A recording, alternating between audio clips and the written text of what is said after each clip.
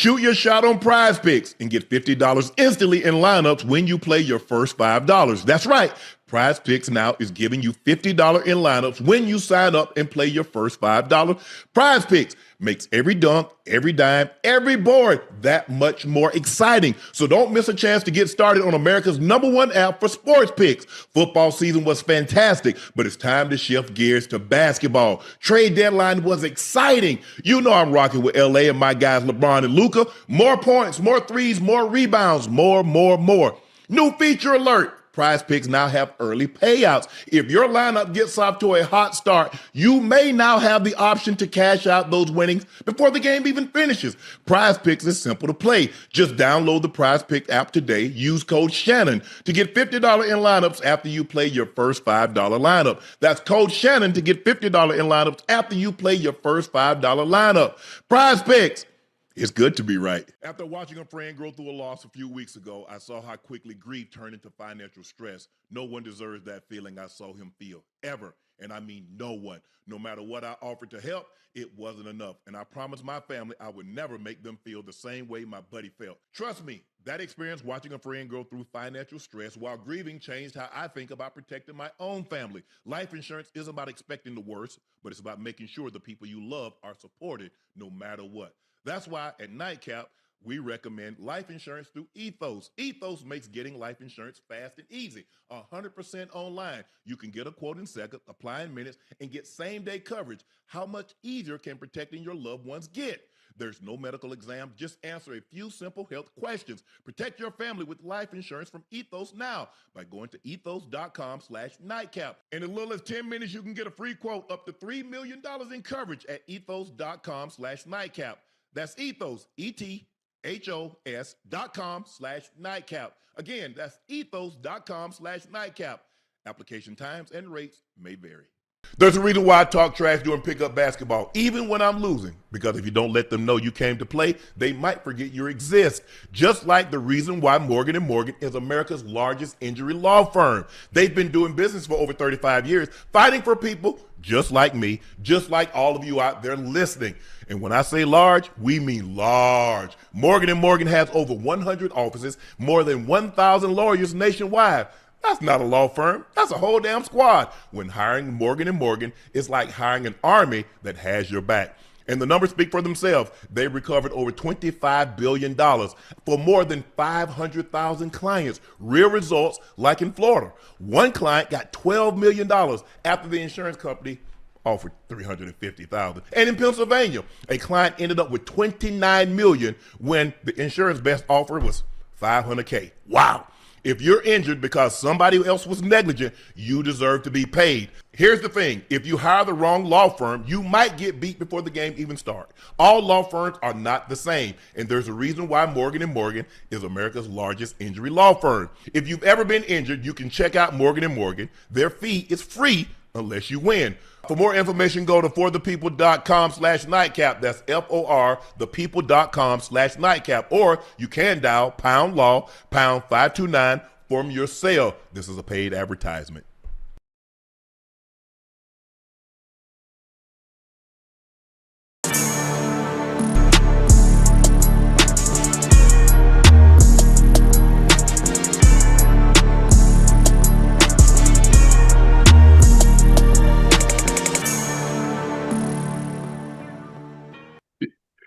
Good evening, ladies and gentlemen, and thank you for joining us for another episode of Nightcap. Y'all know who I am. I'm your favorite Unc, and that is my partner and co-host, Liberty City's own, the Bingo Ring of Fame Artery. He's a Madden ratings adjuster. He's a former Pro Bowler and an All-Pro.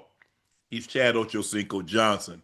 Please make sure you hit that subscribe button. Please make sure you hit the like button. And do us a favor. Go subscribe to the Nightcap podcast feed wherever you get your podcast from. Ocho and I would like to personally thank each and every one of you for your eyes, ears, and your word of mouth, because thanks to you, Nightcap has become the phenomena that it's become. And only because of you, we shall continue to grow. So we greatly appreciate your support and your continued support. Those looking to purchase a bottle of Shea by LaPortier, head over to LaPortierCognac.com. If you cannot find it in a state or city near you, it is a premium VSOP cognac We believe it's the smoothest tasting VSOP cognac on the market, but you need to compare it and try it against other cognacs, and then you'll get the full effect to see that we do have the best tasting cognac on the market. Please drink responsibly and stay safe. Ocho, we got a very special guest joining us tonight. We got Franchon Crews-Dezurn, who's fighting Claressa Shields on Sunday. We want to thank everyone who watched last night's episode. Man, Ocho, man, you see how Joe be bragging? You see how Joe be bragging, Ocho? Listen, this is the thing. Joe is coming off an injury. He was hurt. So the fact that he was hurt, and for you, I feel bad for you because you're my elder. I toned everything down. I didn't really compete. I didn't really give it my all because you guys are damn near handicapped.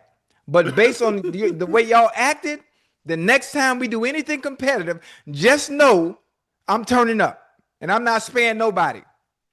Well, look here. I had to spend all my energy at the first previous exercise, the first four. Ocho, I only got so many steps. I only got so many jumps, so many turns in me. Yeah. And so I should have quit while I was ahead in the first bowling match. Yeah. But boy, they talk about Unc, talk about his knees and his back. Yes, my itch was on fire. Every chance I got, I sat my black ass down. Yes, my hips, my knees, my back were on fire. And I almost pulled my glute. So, I know y'all saying, "Man, damn, Unc, you throwing the ball like it's a softball." You damn right. Because I was about to pull my glute, and I wasn't going to have y'all laughing at me on camera. So I don't care what y'all say.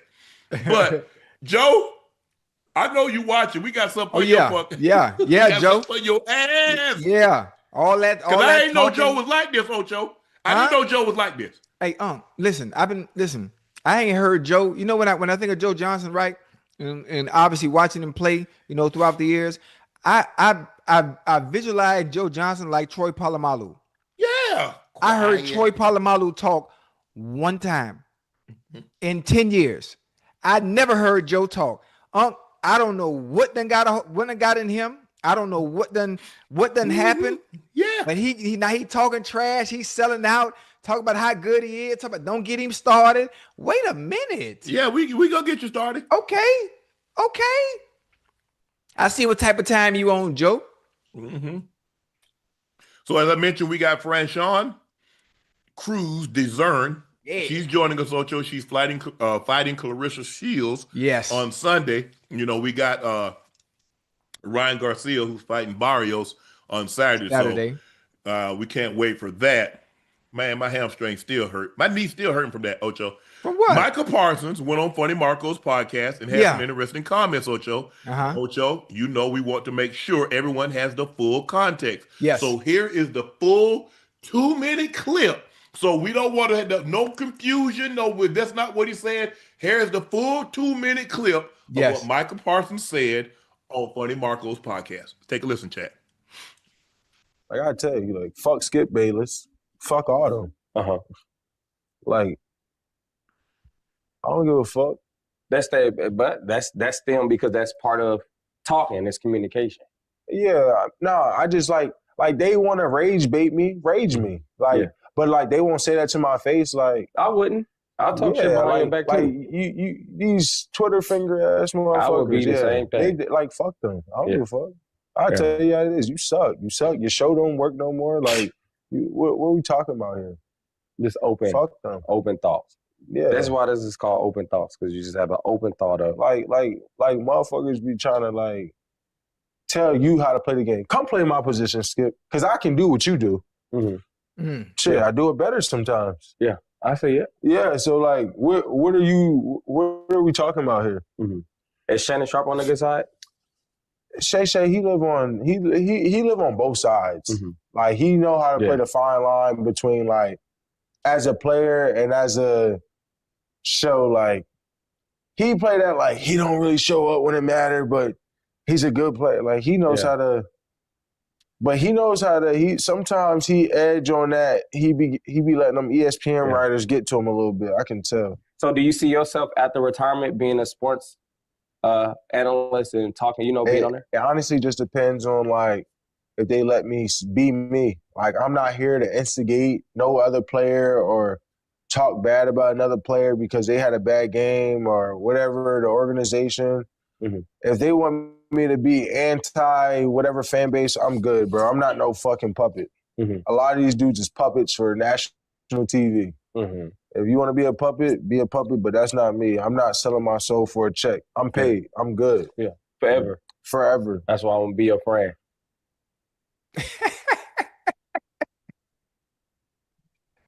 You want to go first? Well, what you? Hey, I like that. I don't know what show it was. I don't know if our shows are numbered, but I did talk about. I wish players were a little bit more honest and were open and would open up about how they truly feel. Start telling the truth on how they really feel. Everyone is always PC. This is the first person that I've seen come along and actually voice his opinion on how he felt about pundits and analysts. Your thoughts? It was fine. I mean, he said what he said about Skip. I'm not here to defend or protect or whatever he said about Skip. I was cool till he brought my name up. What? Wait, it wasn't nothing bad. I was an advocate. Right. Go back and look when he was coming out and see what I said about this young man. Yes, sir. He said, well, he knows how to play the right. You know what I do? This is what I do, Micah. Because what I believe, and I've said this before, chat, and y'all know I said this. Once a person has done something, whether or not he plays good or bad in a game, I don't take away from what he's already done. So Micah, me saying Micah is a phenomenal player. He's a first-team All-Pro. He's a perennial Defensive Player of the Year candidate. But he did not play well in this game. What's wrong with what I said? So here's some stats. Micah Parsons with the Cowboys, Ocho. He had 52.5 sacks, 21, 22, 23, 24. This year he played in Green Bay. He became only the second player in NFL history to notch 12-plus sacks in his first 4 seasons behind the only great, legendary Reggie White. Right. Yeah. Rest his soul. In 4 playoff games with Micah Parsons played with the Cowboys, he has 8 solo tackles, 10 assisted tackles, 1 sack, 0 interceptions, 0 forced fumbles, 0 fumble recoveries, 0 touchdowns, 3 quarterback hits, 3 tackle for losses. Ocho, what am I supposed to do? Chat, please tell me what I'm supposed to do. Yeah. Michael Parsons is a phenomenal player, but in order for the Cowboys to be better, he needs to be better. What's wrong with that? So he needs to be better in those specific games once they reach the playoffs. That's what I said. Okay. How am I playing both sides? I'm being honest. He's a phenomenal player, but he didn't play well today. That's why Green Bay put 48 on you.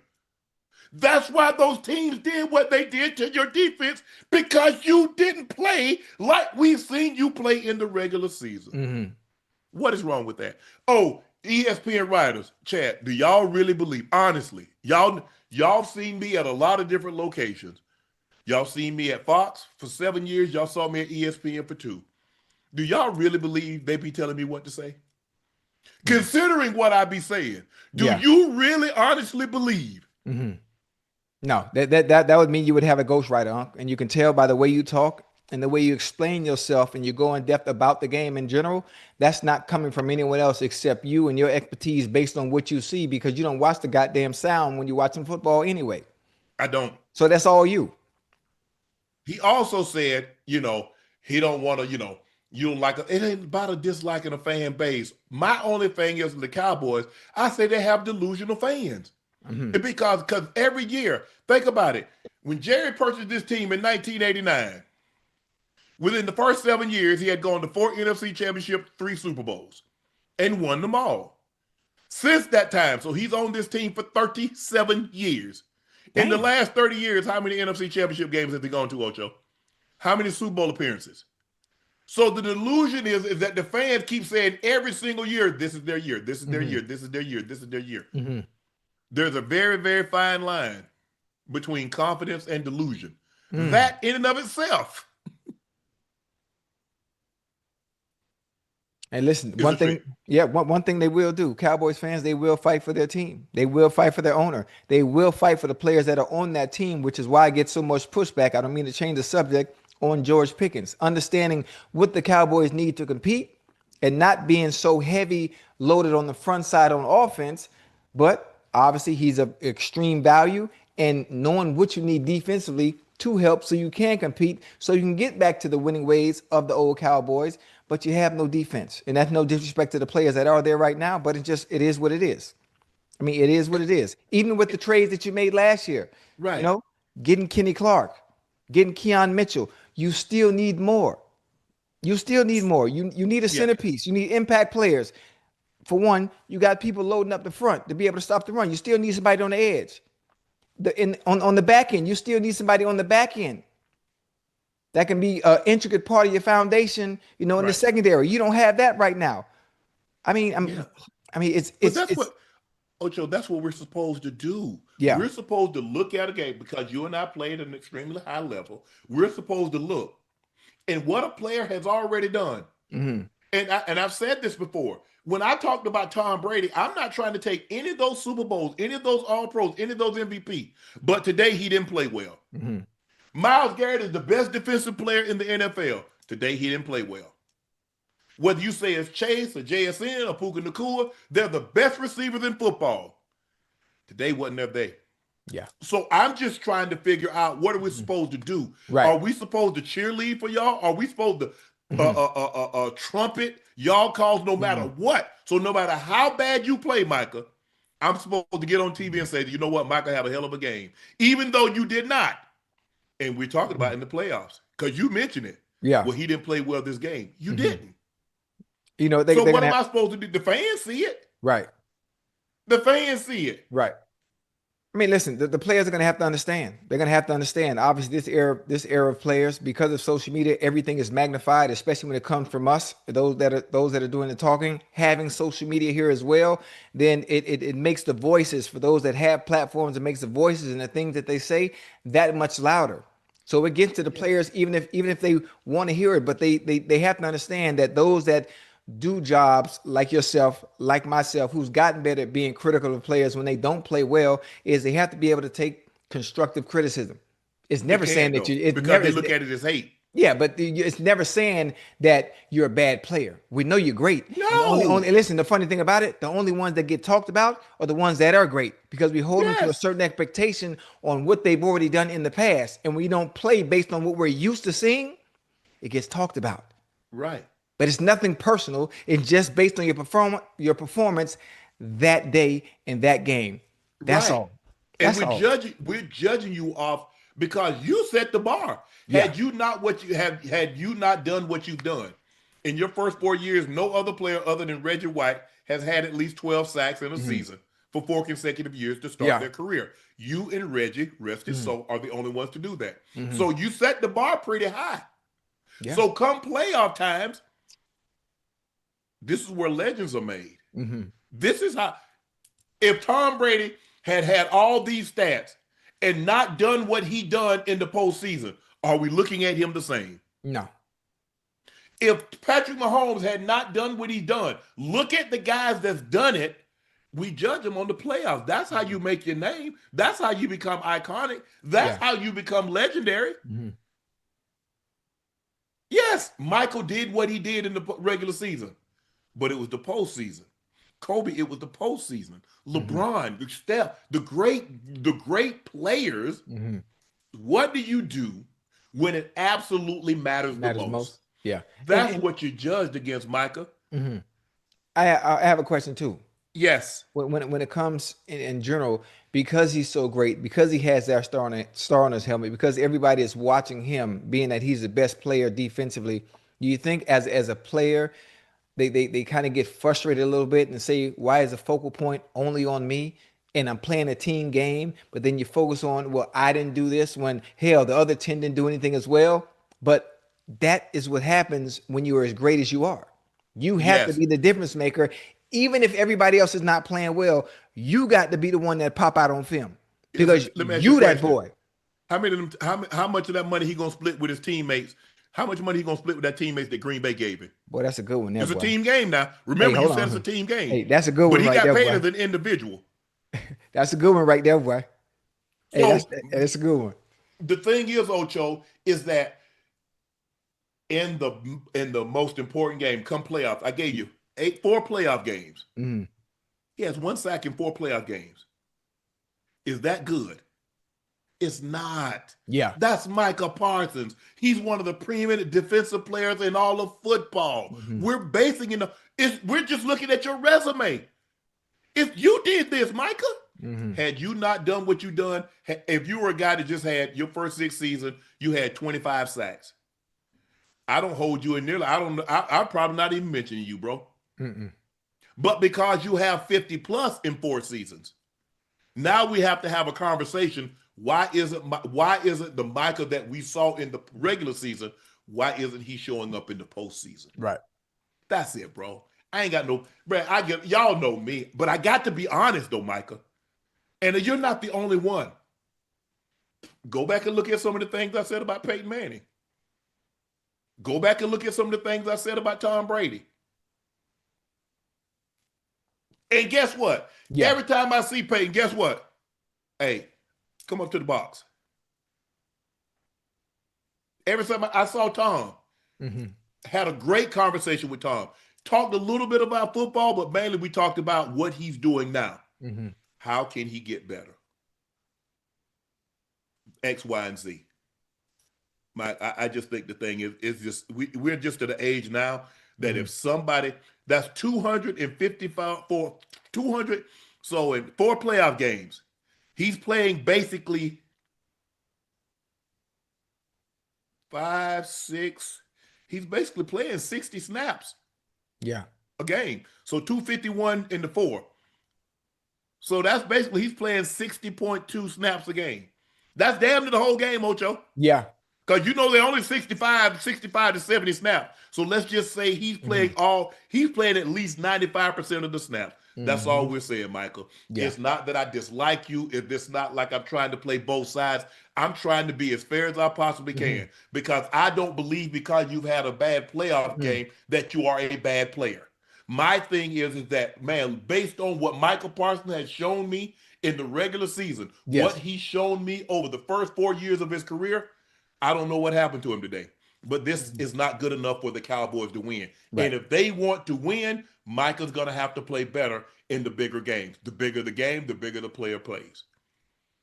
That's all. Yeah. And if you take it as that it's personal or I dislike you, you're sadly mistaken. I don't know enough to dislike you. I have no opinion. What you do, what you do off the field, that is of no concern of mine. All I do is that when you punch that clock at be it 105 or 420. Yes, sir. Now, this is what we're watching. This is what we're doing. But I don't dislike anybody. I try to be as fair as I possibly can in my critique of analysts. Yeah. When I put my analyst hat on, Ocho. But I appreciate, me. I mean, look, like I said, I ain't here to defend nobody. Yeah. I mean, me, he brought me up in the conversation, and I'm trying to explain to him if you had a problem with something I said, just come to me. Yeah. You got my number. Yeah. And I just saw you at the Super Bowl. Yeah. But you also have to think too, huh? You got to think about what he said. He does a good job because he played the game and explaining himself in a sense. And he sees it as somewhat being on the fence. But also when he doesn't play well, he's saying, but he's saying you call it on both sides. You call him, but now if I'm not sure for better context and why he said Skip, I'm not sure if you heard that what ain't Skip got nothing said. to do with me. Yeah, I know it doesn't have anything to do with you, but that's why the anger was more so directed to him. It's more so directed to him because it's more of it's explanation in being critical of him, but it seems a lot more personal, especially when it comes from someone that has never played the game. Well, I guess the thing is because, some of the things that Skip says, like he's happy that the guy got traded. He's not going to be missed. I don't care nothing about no trade. That ain't got nothing to do with me. Well, look, you played the Broncos. Hey, I love you when you're the Broncos. I wish you the best of luck if you go somewhere else. I don't get all of that. It ain't that serious to me, Ocho. It's never been that serious to me, and it's never going to be that serious to me. But I need guys, not just Micah. Micah just happened to be the everybody. I need guys to understand. I do have a job to do. Yeah. So let me ask you a question. If you don't do your job, right, how long do you think you're going to be with particular said team? But I have a job to do, right, and my job is to be as honest and it's fair in my assessment of what I see based on my knowledge of the game and who you are as a player and what I see. That's it. Nothing more, nothing less. I don't add anything. I don't add no yeast or to grow, and I don't take anything out of it. Whatever the ingredients that you give me to make my argument for you, Ocho, that's what I use. Yeah. That's the Ocho, that's the thing. That's what we do. Ocho and I take the ingredients that you give us to make an argument. Whatever the ingredients is, that's what we use to make our argument for. But we're not going to add anything now. If you say this thing come with 2 tablespoons, all you getting is 2 tablespoons. Yeah. You're not getting any more. If you say 4 eggs whipped, you're getting 4 eggs. Yeah. If you said flour, that's what you get. You get vanilla extract, you get cinnamon, whatever the ingredients call for. That's all we got for you. Yeah. They'll be all right, Unc.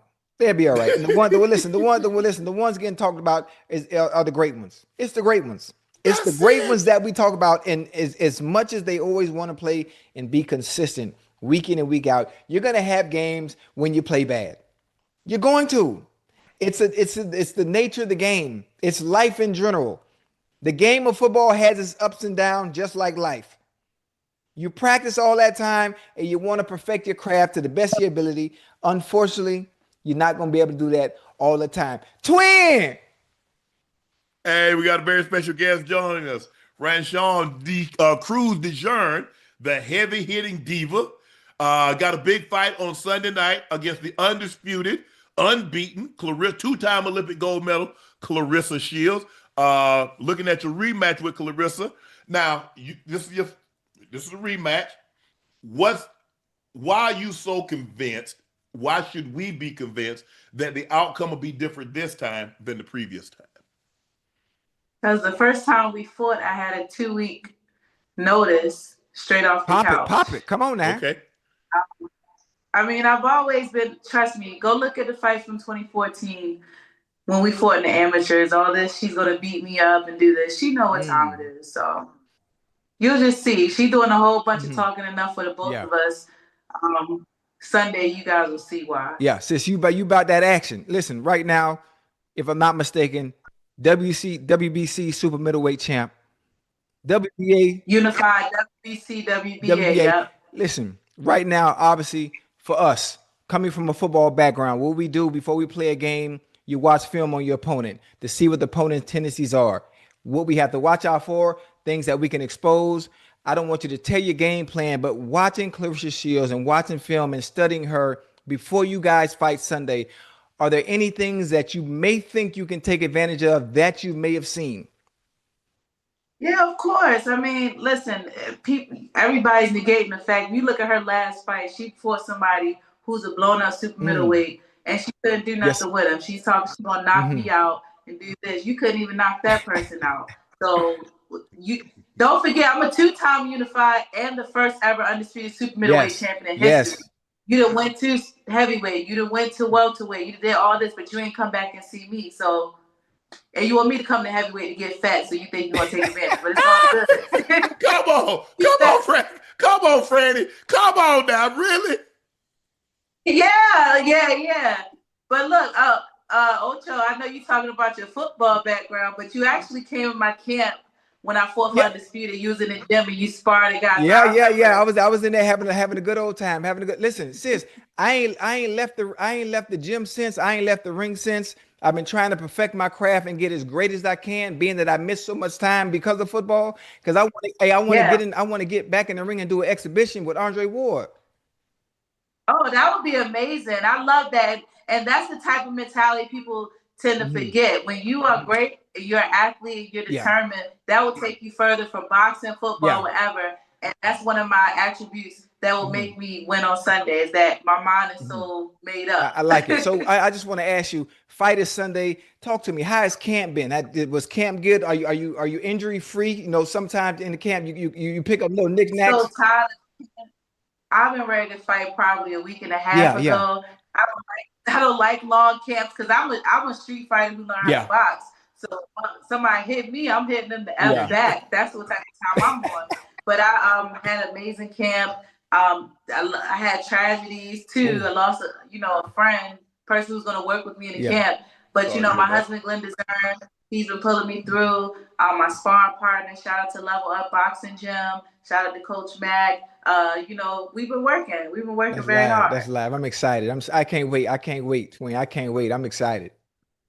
Listen, I just want to shout out. This is what gets me through camp. Shout out to my sponsors. As you know, as an athlete, especially a woman in a male-dominated sport, is kind of hard. But that's what helped me get through because I sacrificed time, I sacrificed money, I sacrificed a lot. And that's why I'm going to win because I put the work in. Franchon, you look, there's not a whole lot of women that get remembered for fighting. You go Layla Ali, you go Coal Miner's daughter, Christy Martin, you get Ann Wolf, you get Clarissa, and obviously you want to be one of those, like when they talk about women's boxing, 10 years, 15 years from now, when you done hung the gloves up, when you got the gloves up and you just sitting around, you want them to mention your name. You know what? Go ahead, talk to me.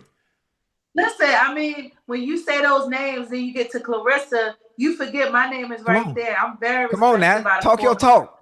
I'm the one Clarissa looked up to when she stepped out. She looked up to see who was winning at that time, and that was me. And I'm still winning to this day. That's why I'm in the ring. That's why I went on the 22nd, because I'm the one putting the work. If she didn't have a person like me stepping, she wouldn't be what she is. Very talented. I'll take nothing away from her, but boxing didn't start with her, and it's not going to end with her. Let's go. So what will taking down Clarissa, whether you win by decision or you win by knockout, what would a win do for you? What would it do for women's boxing?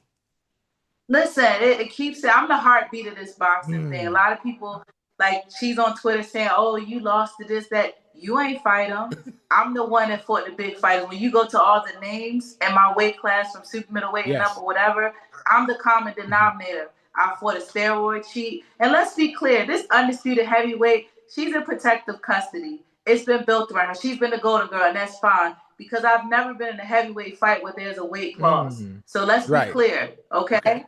But this type of win for me will be something I work for. It'll be a big thing. When the fight changed my life, changed the people around me. But it's just something for me. This is for me. I'm already a first ballot Hall of Famer. So, I mean, yeah. You gonna go on Twitter, and gloat. You gonna talk about, did all that talking, and now look, I got all the belts. Listen, when I win, I might just walk out. I just might walk out the ring like, no interview, no nothing. Y'all, fuck y'all. I like it. Listen, go ahead, Ocho. I'm just blessed for the opportunity. You work hard, you get in these positions, and I feel like I've already been here before. That competition mindset, y'all can relate to it. Everybody's like, you should be more mean. I'm a mean motherfucker. That's why she don't talk crazy to me. But I just don't. I'm a crash out. You on that type of time? I'm a reform crash out. A reform crash. Hey, I look, and listen, I love the fact that you had that competitive mindset and understanding, being that my short sample size of knowledge of being in the ring and understanding what it takes to be a fighter. How long do you think you have left? As long as you've been fighting, before you hang up the gloves and say, you know what, I've done enough in this sport. I've cemented my legacy. I'm already a first ballot Hall of Famer. I've done enough. I can go on and drift into the sunset at peace. Well, you know what? I've been doing this for a very long time. I do have aspirations to be a mother. I've been married for 14 years. So that's one thing I would love to do. It is at a time where women are making a fair amount of money. I'm not making $8 million. You know what I'm saying? But there's opportunity because I know once I win, we'll have to rematch again. And my mentor is Bernard. But I'm already international recording artist with a top 10 hit in the UK.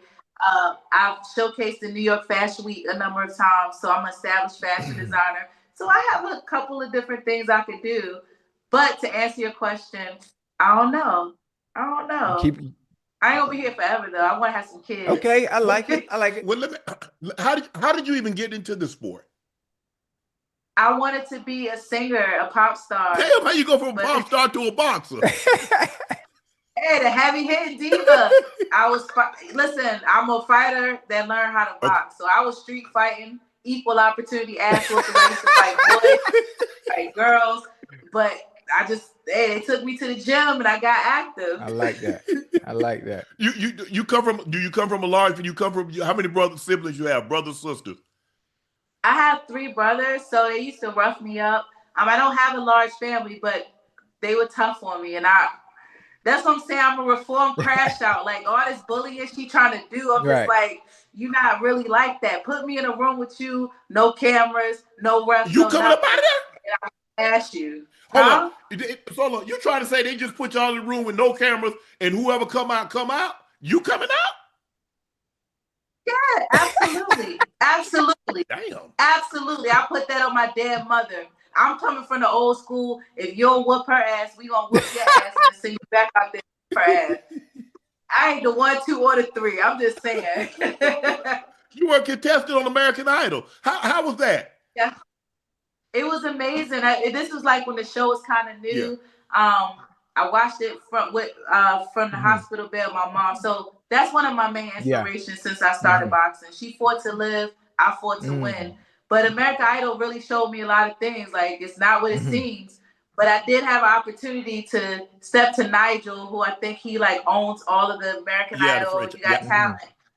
And I told him, I was like, you know what, you made me. And thank God Simon told me I couldn't be great at everything. Because I said on that show, if I wasn't the American Idol, I'll be the middleweight champion of the world. Not only did I become the super middleweight undisputed champion, I'm going to be the undisputed heavyweight champion, and I might get skinny and go be a middleweight champion. So. Talk your talk. Matter of fact, you try to consolidate all the belts. You try to have all the belts. You try to be like a store that sell belts. You're going to have them all. I want to be like Clarissa Shields. There you go. There you go. You see what you're doing now?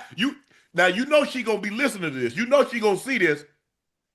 It's good for her. Yeah. She already blocked on Instagram. Now she keeps fussing at me on Twitter. Good for her. Matter of fact, why you block on IG? She crazy. Her and her fake pages is crazy. But I don't know. She crazy. Listen, when it comes to your endeavors, obviously wanting to be an artist of some sort, who are some inspirations that you draw from? Yeah, I'm a singer-songwriter. I came up when you had to actually have talent. So Brandy, of course, I love the work ethic. I think Destiny Child, Beyonce is like an athlete. Yes. And Matthew put them through rigmarole. Who else do I love? Maya. She's a cool lady. One. I know her in real life. I love her. Just, if you can see a lot of the artists that's popping now that was popping then, that's just like the type of caliber I am. Like, that's that longevity, that work ethic, that reinvention. Yes. Mary J. Oh yeah. For sure. Oh yeah. I take different things from their artistry and also their work ethic. That's dope. That's live. I like that. So this fight on Sunday, you win this fight. What do you do? What's next? You take some time off, or you say, you know what? I've done everything I need. Now it's time for me to start me a family. I got I'm the heavyweight champion. I'm the super middleweight champion. So what's next? Let them know. Hey, Unc, we talk about they got a rematch. It's a rematch clause, Unc. Okay. We got to get in that thing and settle this thing. Yeah, I mean, look, I got that. My husband is a boxer, Cruz-Dezurn Jr. I want to make history and be the first husband and wife to fight for belts on a card. Okay. And I'm still a unified champion, so I would love to become undisputed super middleweight champion again. Like I said, I'm here for a good time, not a long time. And it makes sense. Nobody taking the big fights but me. And at the end of the day, even with this promotion, they make it like she's fighting herself. They've been very disrespectful. Trust me, it's not a party until the queen come in town because everything shuts down. Come on now. Talk now. But this thing go, you know, this thing go, you know we're going to be watching this fight now. I just want you to know, Ocho and I going to be watching this fight. We talking about what transpired, what popped off on Sunday. You know this. Listen, I'm going to tell you this. Let me tell you 2 things. Number 1, I'm designing my own boxing attire. So when I look cute, that's made by me. Number 2, I'm a fighter. I'm a winner. I do whatever I have to do to win. So if you expecting, I'm a sharp fighter. If you expecting to see me look like her, this is chaos in motion. This is orchestrated chaos. I'm bringing all that shit. Like, whatever it is, it's going to be done. I like. Oh, you know, sis, I got a question, sis. Yes, sir. What's young bull name I was sparring with? How's he doing? He's good. I think he's fighting on the 21st, actually. So he's fighting the day Okay, before. okay. I gotta check him out, man. And look, when you ready, I'll come in camp and You do get some some work. Franchon. You get some Freddie. I give it to you. Yeah, I spar with men. I don't get knocked out by him, but I spar with men. I mean, I got you. You know, I'll take it easy. I got you. Franchon, let me ask you this: the first name. How did you get that first name? My mom said she had it ever since she was a little girl, so she knew I was gonna be special. And then my husband, he's of Creole descent, so it's like Franchon Crews-Dezurn. Like, come on, I like that. I like that. Yeah, because we go back and forth. That's not how they say it on the zone. And then I was looking at where the hyphen is over the O. I said it's kind of in the same place that the Bichon is. I say so it's got to be Sean, right? Not no Sean. It's Franchon. It's Sean. Yeah, Franchon. Yeah. Listen, I'd have been called Franchon. They used to call me franchise. I said, I'll take it. I'll take it. Get money. Yeah. Hey, Matt, I got one more question. The longevity. Sir. I understand the discipline it takes to be a boxer. The discipline it takes to engage in some of the other aspirations that you have. But one thing that a lot of people in life struggle with, including myself, I can't speak for Unc, but you've been married for 14 years. Please give me the secret on longevity and how he's been able to keep you happy for such a long time, so I can take that formula and integrate it into my relationship. No. Well, he's a professional boxer as well. So, boxing was his first love. So I had to work to be in that area, and over time, like at the end of the day, we're best friends. Mm-hmm. And he's been there. He never tried to we were platonic. So we know each other in a different capacity. It wasn't so sexual. And he was best friends with my mom too. So we love each other in agape form. That's like my son, my father, my brother, my husband. And at the end of the day, it's two individuals choosing to experience life together. I'm not trying to change him. He's not trying to change me. We rub off on each other. And if we do change, it's because we love each other. Even when we fight, it's like, are you leaving or not? You know what I'm saying? Like, if we got a problem, are you going to fix it? Am I willing to fix it? And at the end of the day, I still choose you, like Pikachu. I like that. It's kind of like the old adage, why do movie stars marry other movie stars? Because the other know what it's like to live that life. Listen. You a boxer, he a boxer. You know exactly what it is to sacrifice, to go to training camp, to be frustrated because you can't see the person that you love. Y'all not being intimate like you normally are. It's like, so I know the sacrifice that he's going through. He knows the sacrifices that I'm going through. But boy, hey, once this camp is over. This is what I like. I think growing up with all brothers, I'm not a catty female. I'm probably like your bro. Like I can hang with the bros. So I'm not here. If he see a fat ass, I'm like, babe, you see that fat ass? Like, I'm not gonna restrict him for doing nothing. It's maturity, it's responsibility. Right. Make a mistake, and whatever decision you choose to make sure you can deal with the consequences and repercussions that come with it. I'm just saying, but he's a good guy. He's a great man, like a great man. That's awesome. Well, we're looking forward to this fight on Saturday night for Sean. Franchon Crew. Seen that fat ass. Fights Clarissa Shield on Sunday night. She says she wants that heavyweight title. It's going to be a lot different than it was in 2014. She says she wanted this. She wanted this action at heavyweight. She ain't want to come back down and take this ass whipping at middleweight or super middleweight. So I come see you on your turf. I like it. Yeah, and maybe after. But you know what? I thank you guys for having me. Thank you. Let me shout out my sponsors one more time. Go ahead, do what you do. Thank you guys. And I'll see you soon. All right, thank you so Appreciate much. Good luck. Good luck. Franchon Crews-Dezurn. Thank you. Good luck. Thank you. Hey, boy, hey. Wait, hey, but she talking cash. She talking cash money. And listen, she's talking cash money. She's talking trash, but she's doing it in a very mild manner. She's doing it in a very mild manner. She's a different animal. She's a different beast once she's in the ring. For those of you that are in the chat that are watching, if you've never seen her fight, go check out some of her older fights from the past. So it's going to be a good one. It's going to be a real good one, man. I'm excited.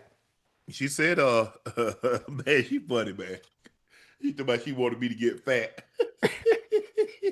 Because the bigger you get, you go up the heavyweight, you tire out faster. And you slower. Yeah, you don't. You're slower. You know, Yeah. But she said, okay, you won't come down here? I'll come see you. I'll come up there. Yeah, that's But gonna it's be gonna nice. be an interesting fight, and I can't wait for us to talk about this on Sunday, Ocho. Yeah. Cardinals' new head coach Mike LaFleur defended the decision to hire Nathaniel Hackett as the team offensive coordinator. Hackett has received heavy criticism at recent stops, the Jets and the Broncos, the latter which as head coach in 2022.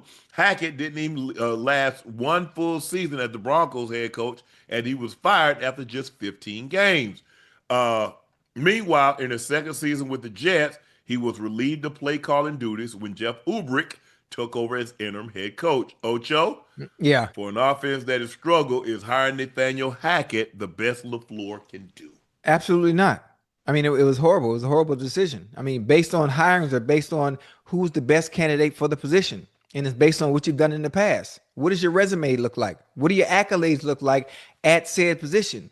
There are two prime examples. For one, a season where you didn't make it, you only made it 15 weeks, and obviously you were horrible at another place. So how is it that you're the best person for the job when there are so many other offensive coordinators that are worthy and have the quality to be able to call those plays?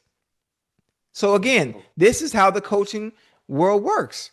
Your friends and those who come up under that umbrella and coaching tree that this is how they always keep each other employed.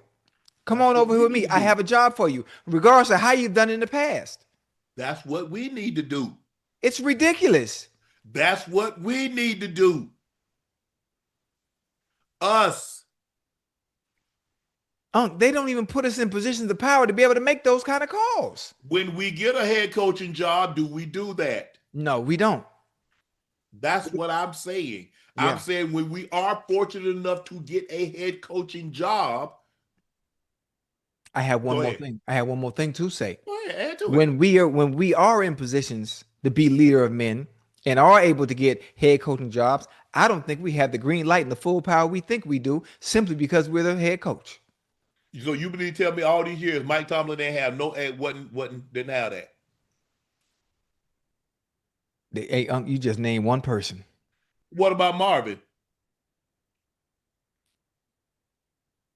We're talking about guys that had Marvin was there 15 plus years. But you know why Marvin was there, because Mike Brown is not firing nobody. Mike Brown's not firing nobody. That's not his MO. No, he That's ain't paying never no been coach. his You MO. got years on your contract, you gonna coach that contract. No, out. you gonna hey, listen, when it comes to Mike Brown, you gonna make every dollar on your contract. You gonna play that thing all the way out. So I understand that, but I just think for us, you already know how this business is. Those of you that are in the chat that are listening, I don't know how many more examples you need to see to understand that if we do, they already don't want us in those positions to begin with.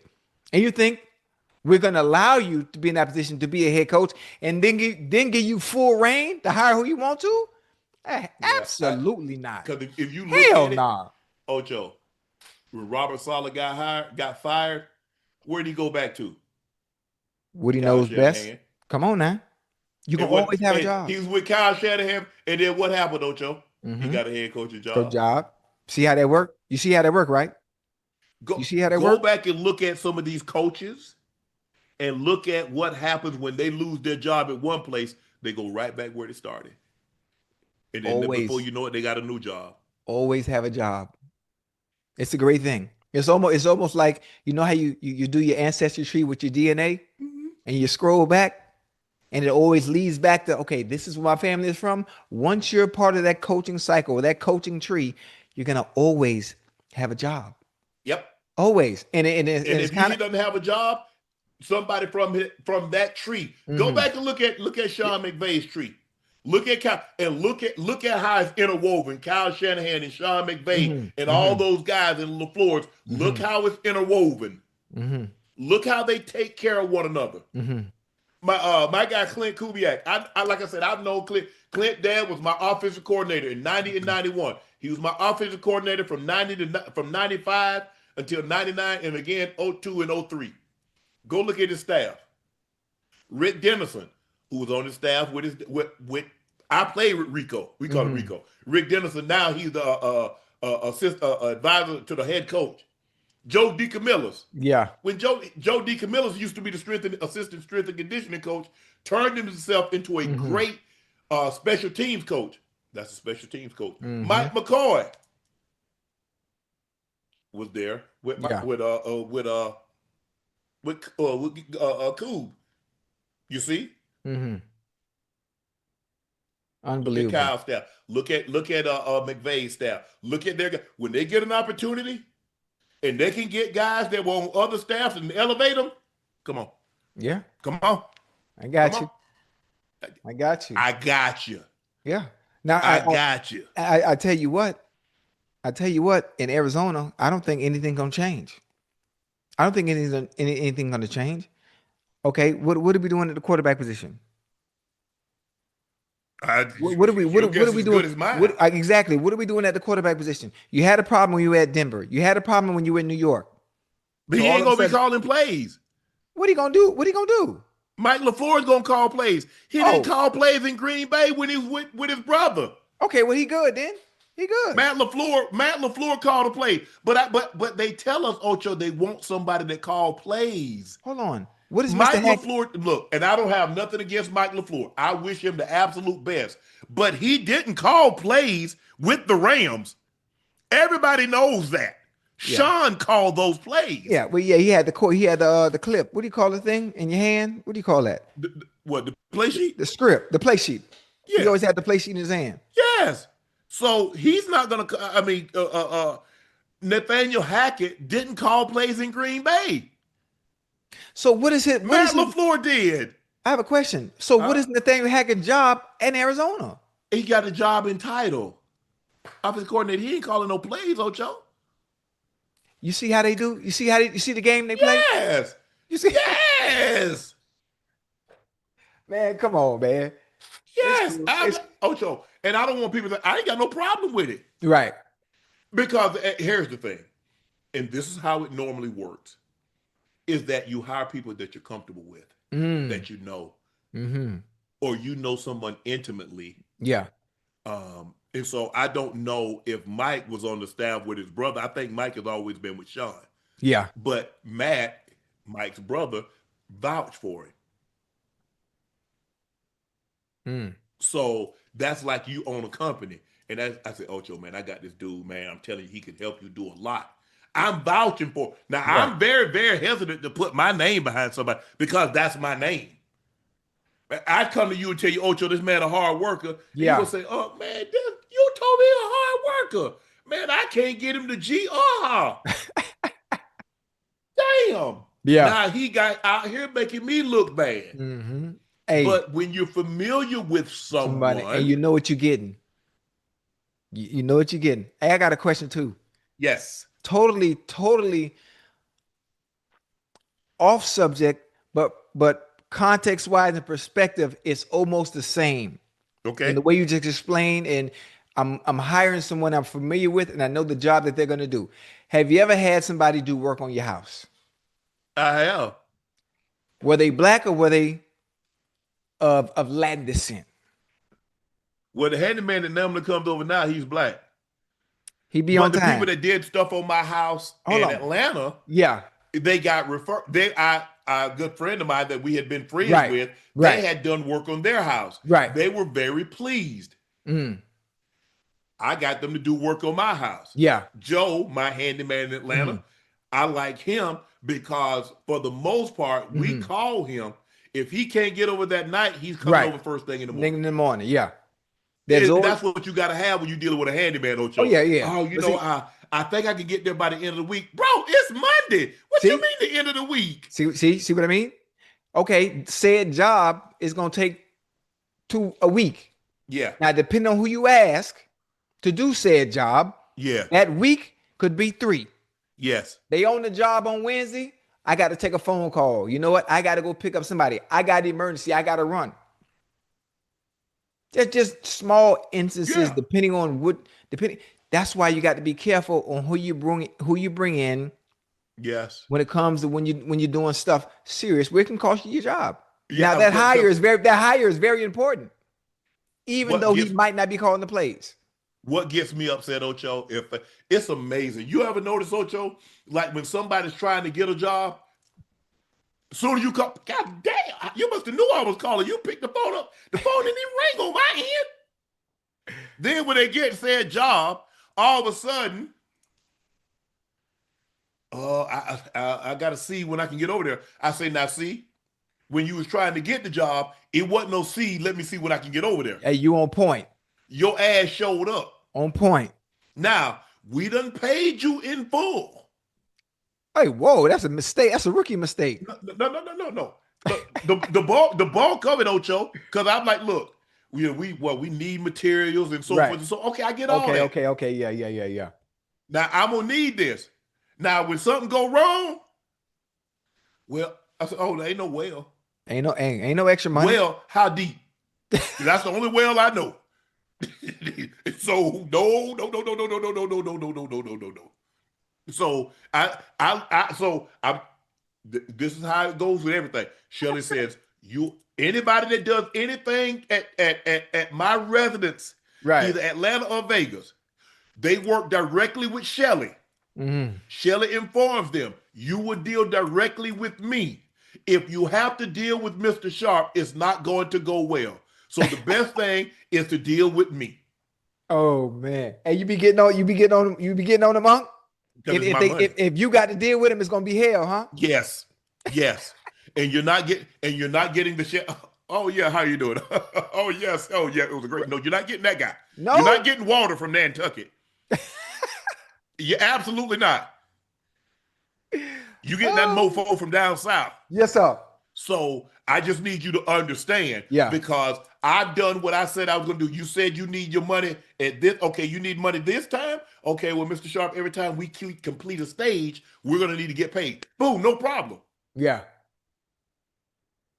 I ain't got no problem with that. I pay. Ain't nobody can ever say, well, he tried to shortchange me. If I agree to it, I will never nod yes and mean no. I got so you tell me, okay, this is what the job is going to cost. Be it whatever the case may be. Mr. Sharpe, we would like to get paid in stages, so forth and so. Got no problem. Yeah. Here's the deposit.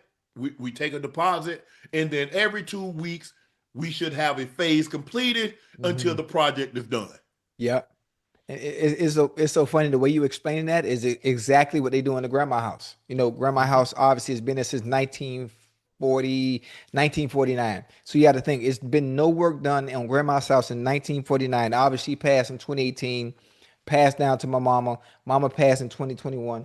So at one point in the 80s and 90s, that house, it was so nice back then. During that time, we had a swimming pool. We had an arcade machine on the porch. Damn. Yeah. Hey, my grandfather, I don't think this is a show to talk about that, but he was the big man in a sense. Grandma, completely different. Had me blind. You in church every Sunday. You were teaching the Dade County public school system for 41 years. Wait a minute. How you even got mixed up and married to that? Once I got old enough to understand who he was at that time. So I'm trying to figure out why people always coming around taking pictures.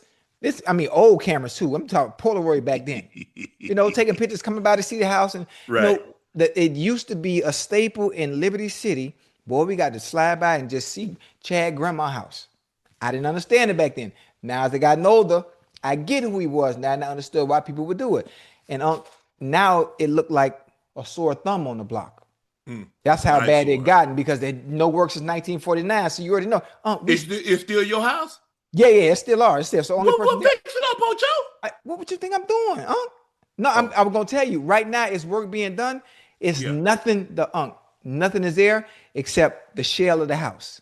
Right. Everything gone, man. And seeing some of my grandma stuff, being moved out of there, and it's time up that. Yeah.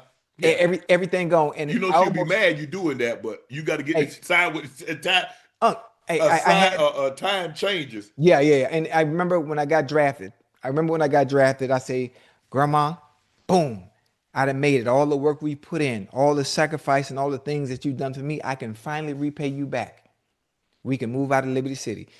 Boy, she let me say, boy, please, man, I'm not going nowhere. well, I can do some renovations to the house. You know, we can add another story. Boy, you would not touch nothing on this house. I want it exactly how it is, and how my mama got it in 1940, whatever it may have been. I said, are you sure? You don't want to move, bigger house, nicer? No. I said, what about a new car? Because you riding that diesel Benz and that loud crank, you want to get rid of the diesel? Boom, I got a BMW. She was cool. Outside of that, little big body, outside of that, she wouldn't move and said, do not touch her house. When I stayed with my grandma, I made it to the league. I stayed with my grandma in the city the first 3-4 years in the league because I refused to go get a place. She still had goddamn plastic over the goddamn couches. With the bees. Hey, hold on. Even worse. You know how you walk through the hallway? Yeah. Remember back in the days, I don't know anybody in the chat, depending on where you're from. Remember the bees that hang? Yeah. You got to go through the bees. She still had the goddamn bees in the hallway in 2000, 2003, 2002. Like, grandma, what we doing? Come on. But now, I don't know how she feel up there in heaven right now. It's going to look modern, everything stainless steel and glass. And I don't know. I don't know. I believe if the house that we grew up in, Ocho, yes, sir. I believe if that house had running water and indoor plumbing, I don't think my grandmother would have left either. I don't think she'd have left. The only reason that got her left, she said she wanted to be able to go have indoor plumbing before she died. She wanted to be able to go to the bathroom. Right. Instead of having to go to the outhouse? Okay. But she tried to bring, Ocho, my grandma tried to bring, she had peaches and pears and blackberries and tomatoes and stuff. She had canned in the 70s and 80s, late 70s. She was trying to take it to the house in 88.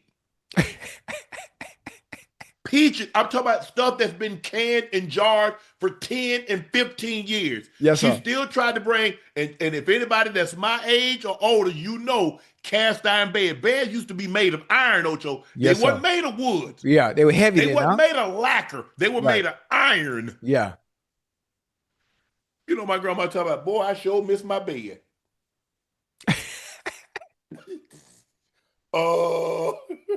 That bed ain't coming, Granny. Yeah. That bed ain't coming. Oh, man. Somebody might pay good money to get iron, some cast iron. Yes, sir. But that bed not coming. But that's how old people are, Ocho. It's hard to get them out of their ways because they had grown so comfortable. Yeah. All my grandma had ever known for 66 years is to go outside and she gonna get rained on. She understood that. She has accepted, you know what? That's what my great grandma Addie, which was her grandma Lou, which was her mom. Yeah. That's all she had ever known. So she had resigned to the fact, hey, I get to go to church. I'll do what I need to do. She worked at the Glenview Nursing Home, the very home she spent the last 2 years of her life in. Yeah. Even though my sister got up there every day and fed her and made sure she did everything, that's where she was. Yeah. And then when she stopped working there, she'd go and clean people's house and bathe people. Some of them not as old as she is, but couldn't get around my grandma. But that's what she wanted. She go fishing. Libby, run me out here, Libby. Run me and drop me off. You can come back and get me. Let me stay out there about 3 or 4 hours. That's what she wanted to do. She wanted to be able to go fishing, have my sister drop her off. My uncles never would come sometimes and take her. Mama, let's go fishing. Ooh, I ain't got no base. We already bought them, Mama. That's what she wanted to do. But there's no greater feeling, Ocho. Yeah. I know the feeling that you felt when you had made it. And now I can, all that hard work, all the sacrifices you made, ain't no more sacrificing, Granny. Ain't no more. Ain't no more. I was ready. Boy, she took them glasses off.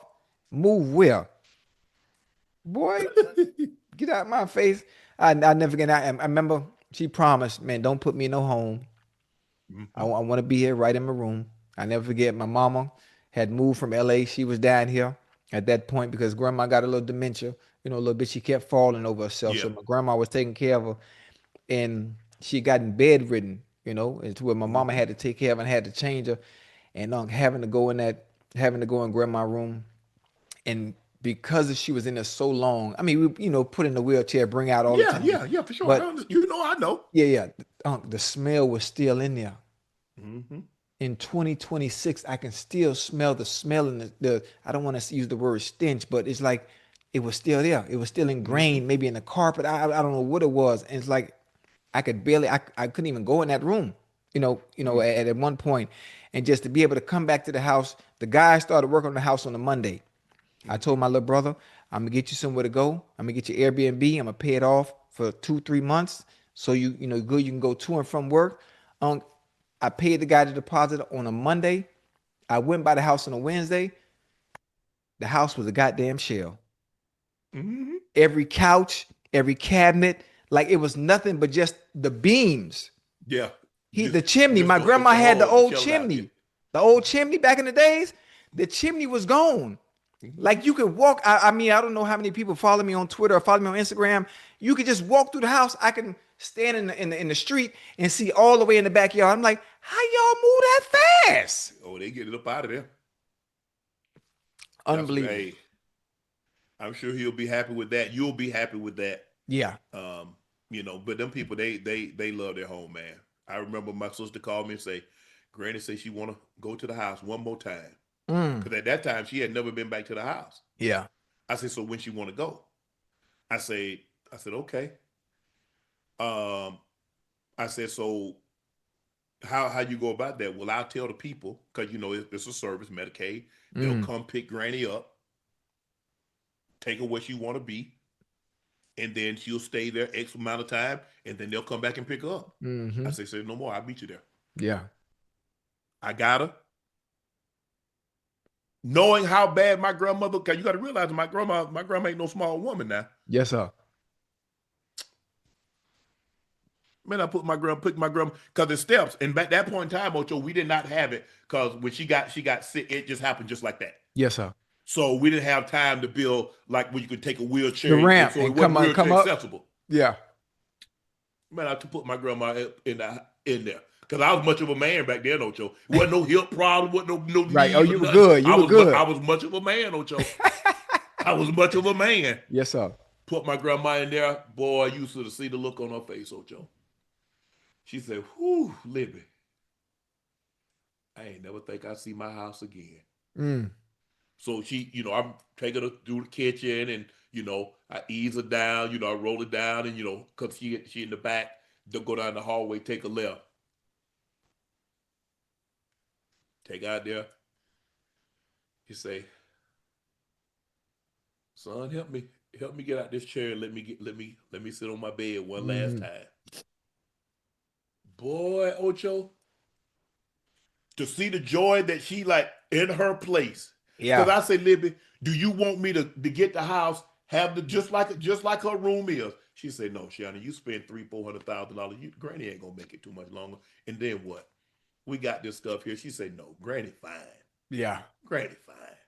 But just that, Ocho, she stayed maybe an hour. If she stayed an hour, she said, Libby, I'm ready to go back now. I just wanted to see it one more time. Probably 6-8 months. Yes, sir. She was gone. Yeah, I was like, because I didn't know, because she kept, ooh, I sure wish I could see my house. She kept mentioning, I said, Libby, you think she want to go? She's like, she had a right mind. It wasn't like she knew all her grandkids and so forth and so on. She knew all that. So I was like, well, she can't. Every time I talk to her, she keeps saying she want to go to the house one last time. I said, you think she want to go back to stay, or she just want to go visit? Because I was confused, Ocho. Libby said, I'm gonna ask her and see. She said she just want to visit. I said, well, how you gonna go about that? She said, I just call the people, and people, just like they'll take her, they'll come get you from the place, take you to your doctor's appointment, X, Y, and Z, wherever you mean to go. They'll come back and get you. Yeah. I said, tell them people to come get. I'll meet them at the house. I'll meet them at the house and I'll take it from there. Man, ain't nothing like that, bro. Them some good days, boy. All this and people like, man, I said, all my hips, all my knees, my back. Yeah. I would do it 10 times over to see that woman, the joy. If y'all could see the joy on that woman's face. Mm-hmm. Man, please. Do it all over again, Ocho. And not even think about it. Not even blink, chat. Because what the hell am I doing this for? After the Dolphins released Tyreek Hill, the former Miami-Dade police officer who hauled him out of the car and handcuffed him during the traffic stop at Hard Rock Stadium, September 24th, was reportedly thrilled. Danny Torres allegedly celebrated Tyreek's release with a Facebook post on Tuesday, writing, I guess it took a bit, but karma got you. Now that I'm retired and I can tell you how I feel about you, you are an entitled butthole, and I'm embarrassed to the team and the city that kissed your you-know-what. I wish you the best and hope you are able to afford all that child support, especially now that you're unemployed. But I'm sure you'll pick up and you'll cause havoc in their team and city. That's just how you did in Miami. Between next time, roll your effing window down.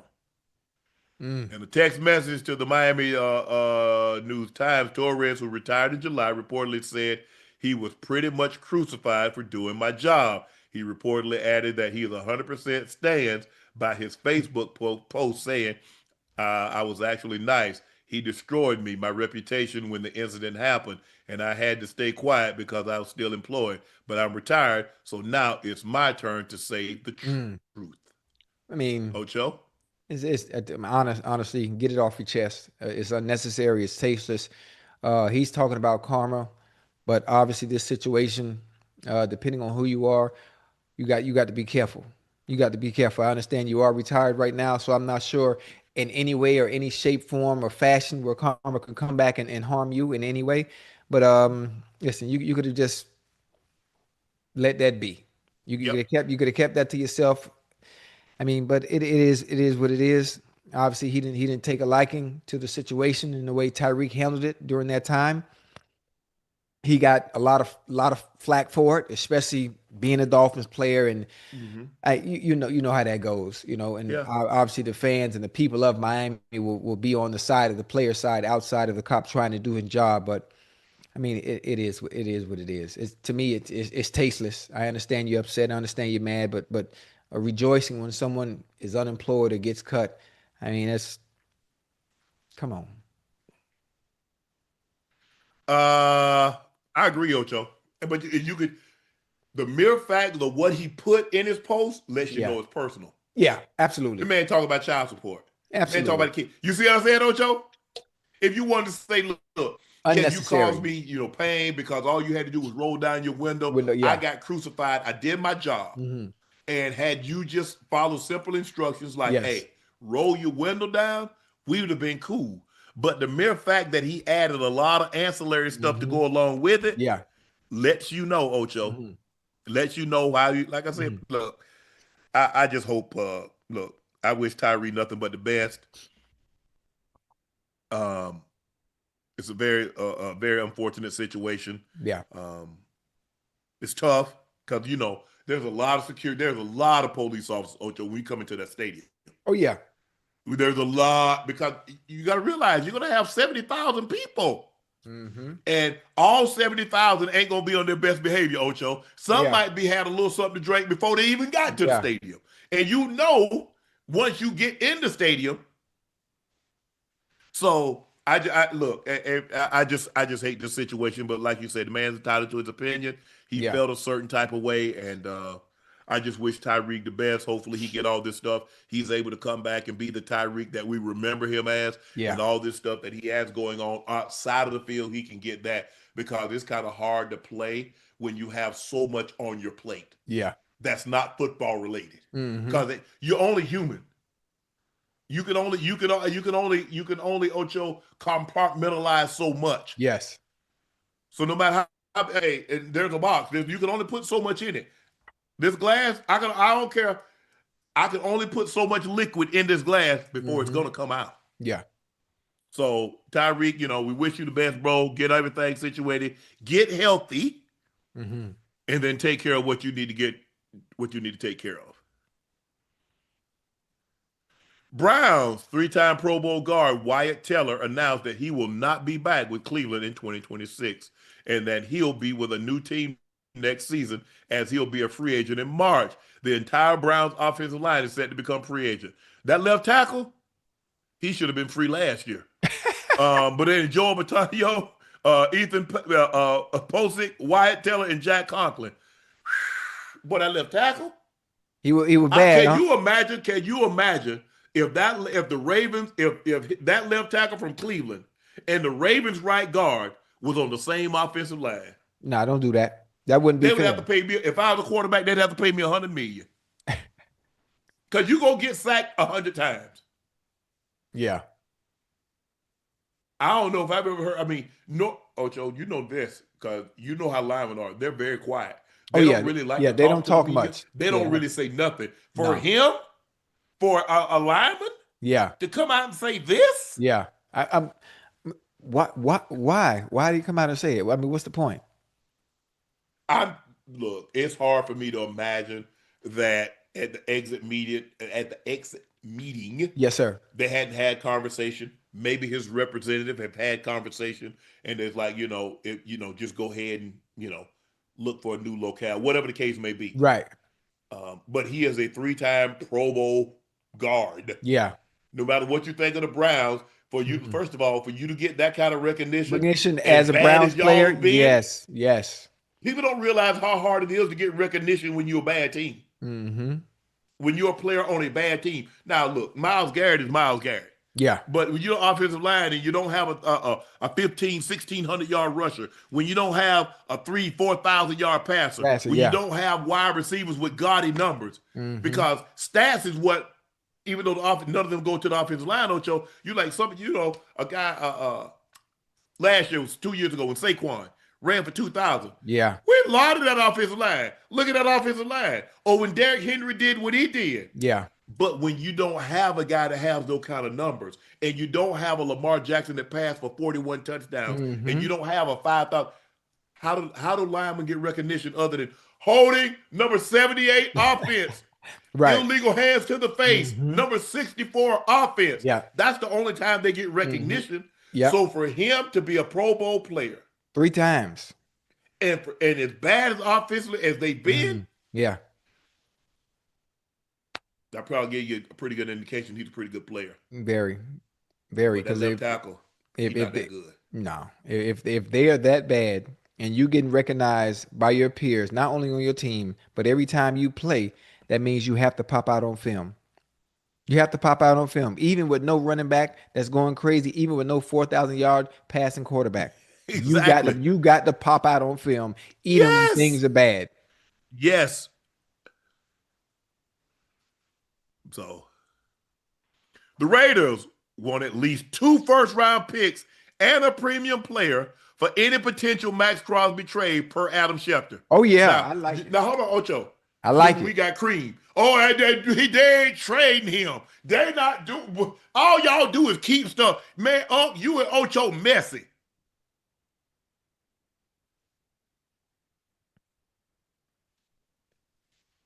Two first-rounders. Boy, I'm the Cowboys, if I'm the Ravens. Who we trading? For Maxx Crosby? Yeah, who we trading? Say the name. What player we trading for the Cowboys to the Raiders? Oh, Kenny Clark. Come on, man. Go on about it. They said a premium player. Who y'all want? They're not giving up George Pickens and 2 first-rounders. They're not getting that. The hell?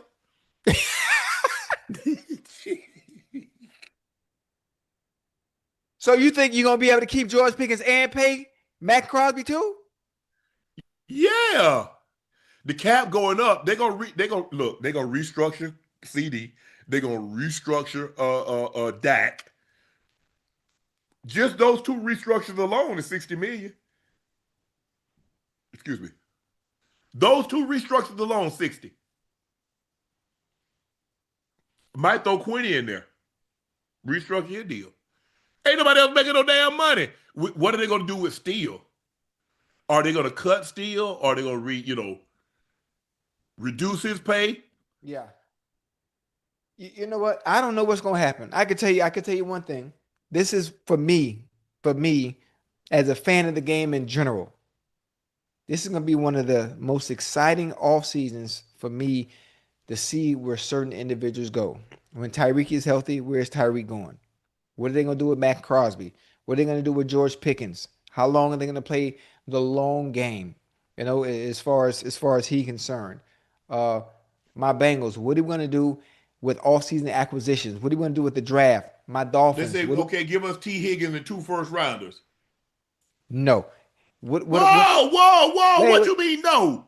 What are my Dolphins going to do at the quarterback position? I'm talking about your Bengals. What about your Bengals? No, we good. We want T. Higgins and 2 first-rounders, and we'll trade you Maxx Crosby. No, we good. We good.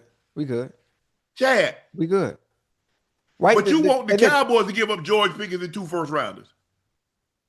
Wait, hold on. The Cowboys, listen. Listen. T ain't going nowhere. Now, I'm only saying that because I told you why I want George Pickens to go somewhere else outside of Dallas. It was simply to maximize how much he can make. That's all. Now, Cowboys fans, they don't like that. They don't appreciate that. I understand that George Pickens' salary will have to be north of what CeeDee Lamb makes.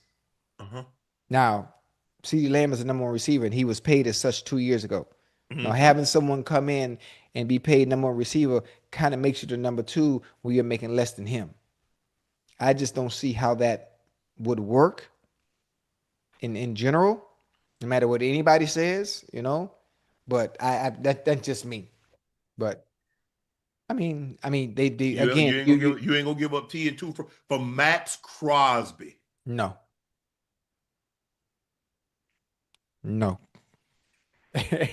With all due respect, no. Because I think the thing is they're looking at the kind of what Green Bay gave up. Yeah. What Green Bay gave up to get Micah. Yeah. So they're like, okay, we'll give you a similar type player. Yeah. Yeah. We're more than one piece away, you know, defensively. So I'd rather, instead of making one huge big splash, let's make a few nice splashes at different positions defensively that can help our defense. I'm trying to think. If you're Chicago, are you willing to give up DJ Moore a first and a second for Maxx Crosby? Wait, Baltimore, would you give up the Rashad Bateman in a first and a second for Maxx Crosby? It's gonna be nice. It's gonna be nice Because you got to give up your first round pick. Yeah. You're not getting it for anything less than a first, and it's gonna be multiple picks. But they said a premium player, and I don't know now when you say got premium, a running back, you can't get Henry. They're not giving you Zay Flowers because he's their best receiver. You're not getting Lamar. So I'm just trying to figure out. You're not getting Hamilton. I need better context on what premium means. When a team says you want a premium player, like what do we talk about? He's got to be at least a starter and has Pro Bowl potential. Kenny Clark was a pro. I think, if I'm not mistaken, I think Kenny Clark has been to at least 1 Pro Bowl. So that's kind of. I'm thinking when I say premium, a starter or more than a 1-year starter, and possibly I would say possibly a Pro Bowl player. Yeah, that's tough. That's tough. See, I mean, right now I wouldn't want to be a GM. I mean, I'm trying to put that hat on, but Kenny Clark has been to 3 Pro Bowls. Nice. So T would fit right into that because T been to 2. Yo. Relax. This ain't Madden. My bad, Ocho. Nah, this ain't Madden. We good. I told you. We gonna make some small splashes, try to improve that defense. We ain't trying to make no. But if I'm Baltimore, I'm Chicago. I got to make it. I got to make a move. I got to make a move. I got to get somebody that can get home. You forgot. You ain't even mentioned Dallas. But yeah, I'm saying Well, we've already talked about Dallas. Dallas got to make a move. Okay. They got to make a move. Yeah. I mean,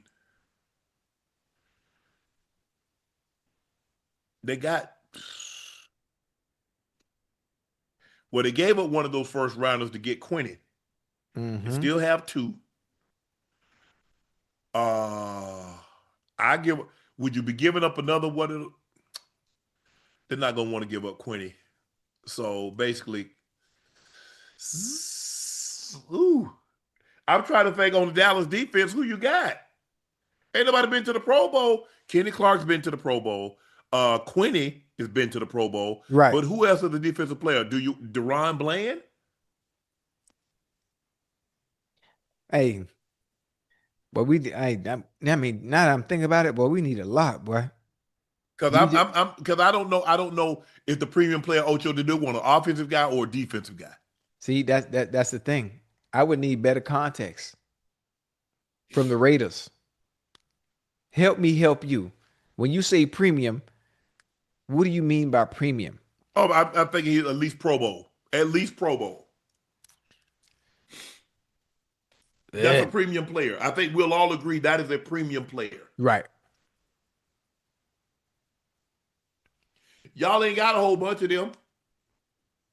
On defense? And the ones y'all got, you're not trying to give up Burrow. You're not giving up Burrow. You're not giving up Chase, for sure. And whoa. Why we talk about the Bengals? Hold on. You had T and what you call them come on there and said, we want Maxx Crosby. And you asked me, why am I talking about the Bengals? You know good and well Mike Brown is not making that kind of splash. And he never has.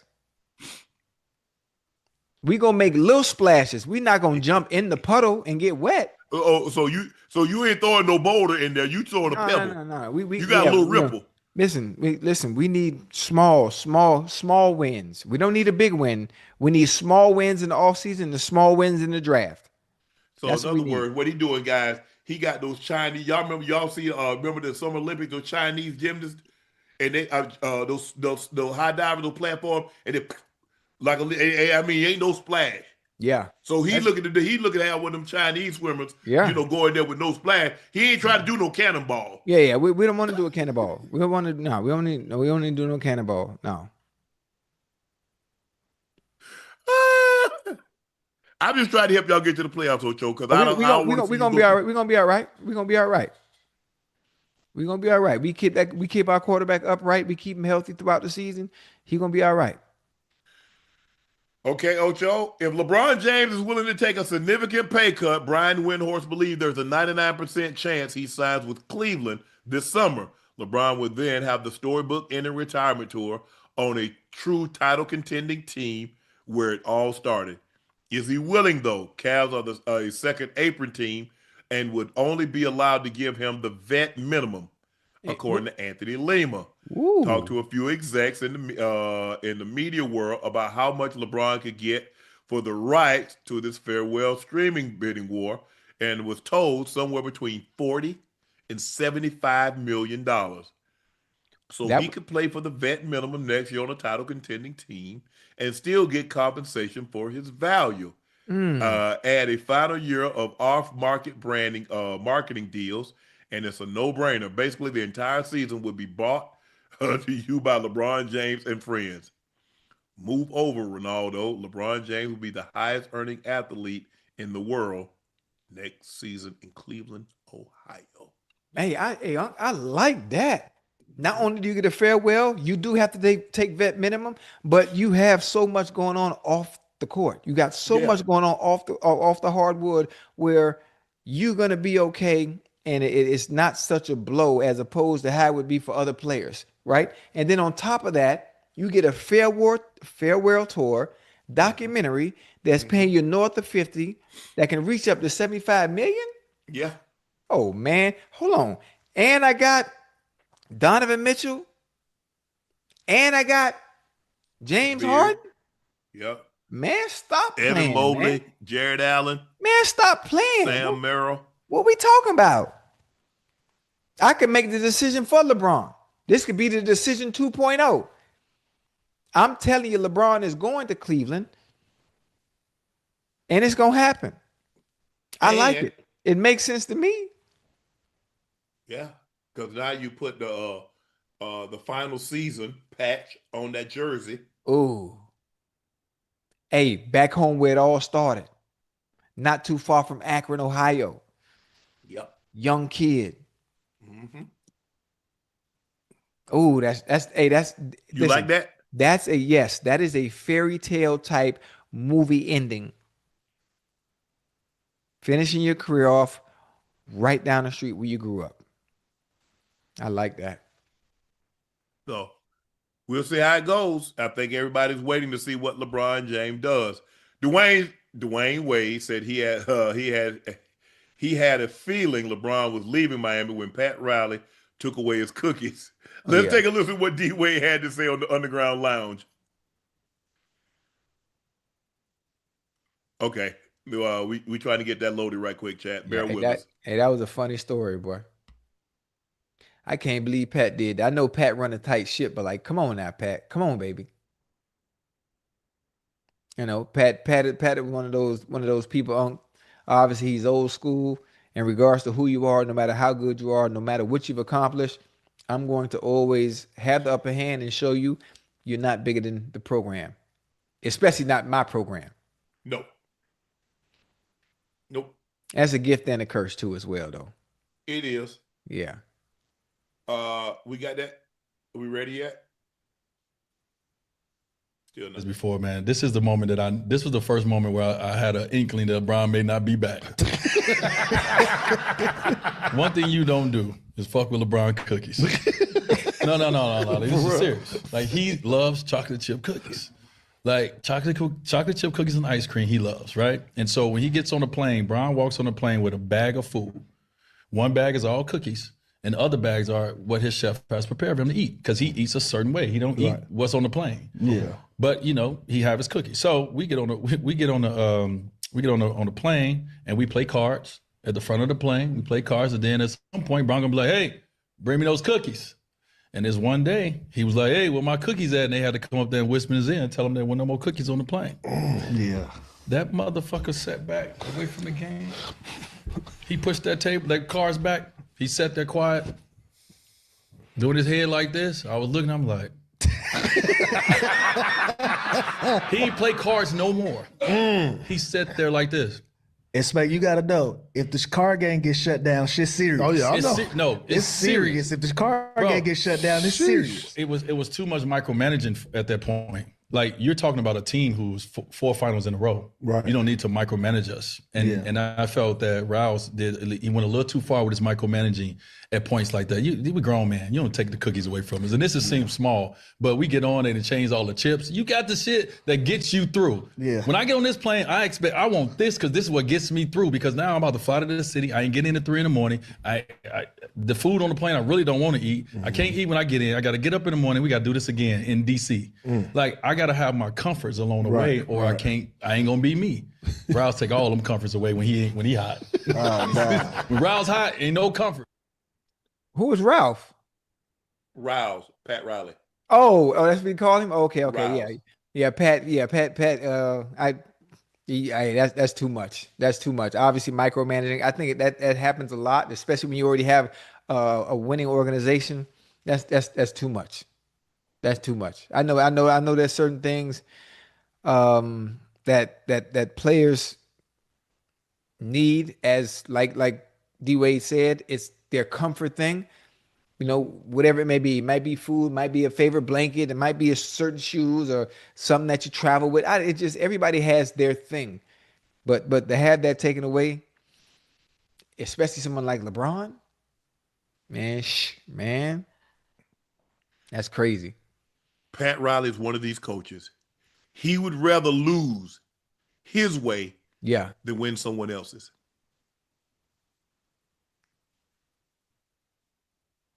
Damn. Same thing happened. Look at it. Jimmy Butler, gone. Remember that he ran D Wade off for a year and a half. Mm-hmm.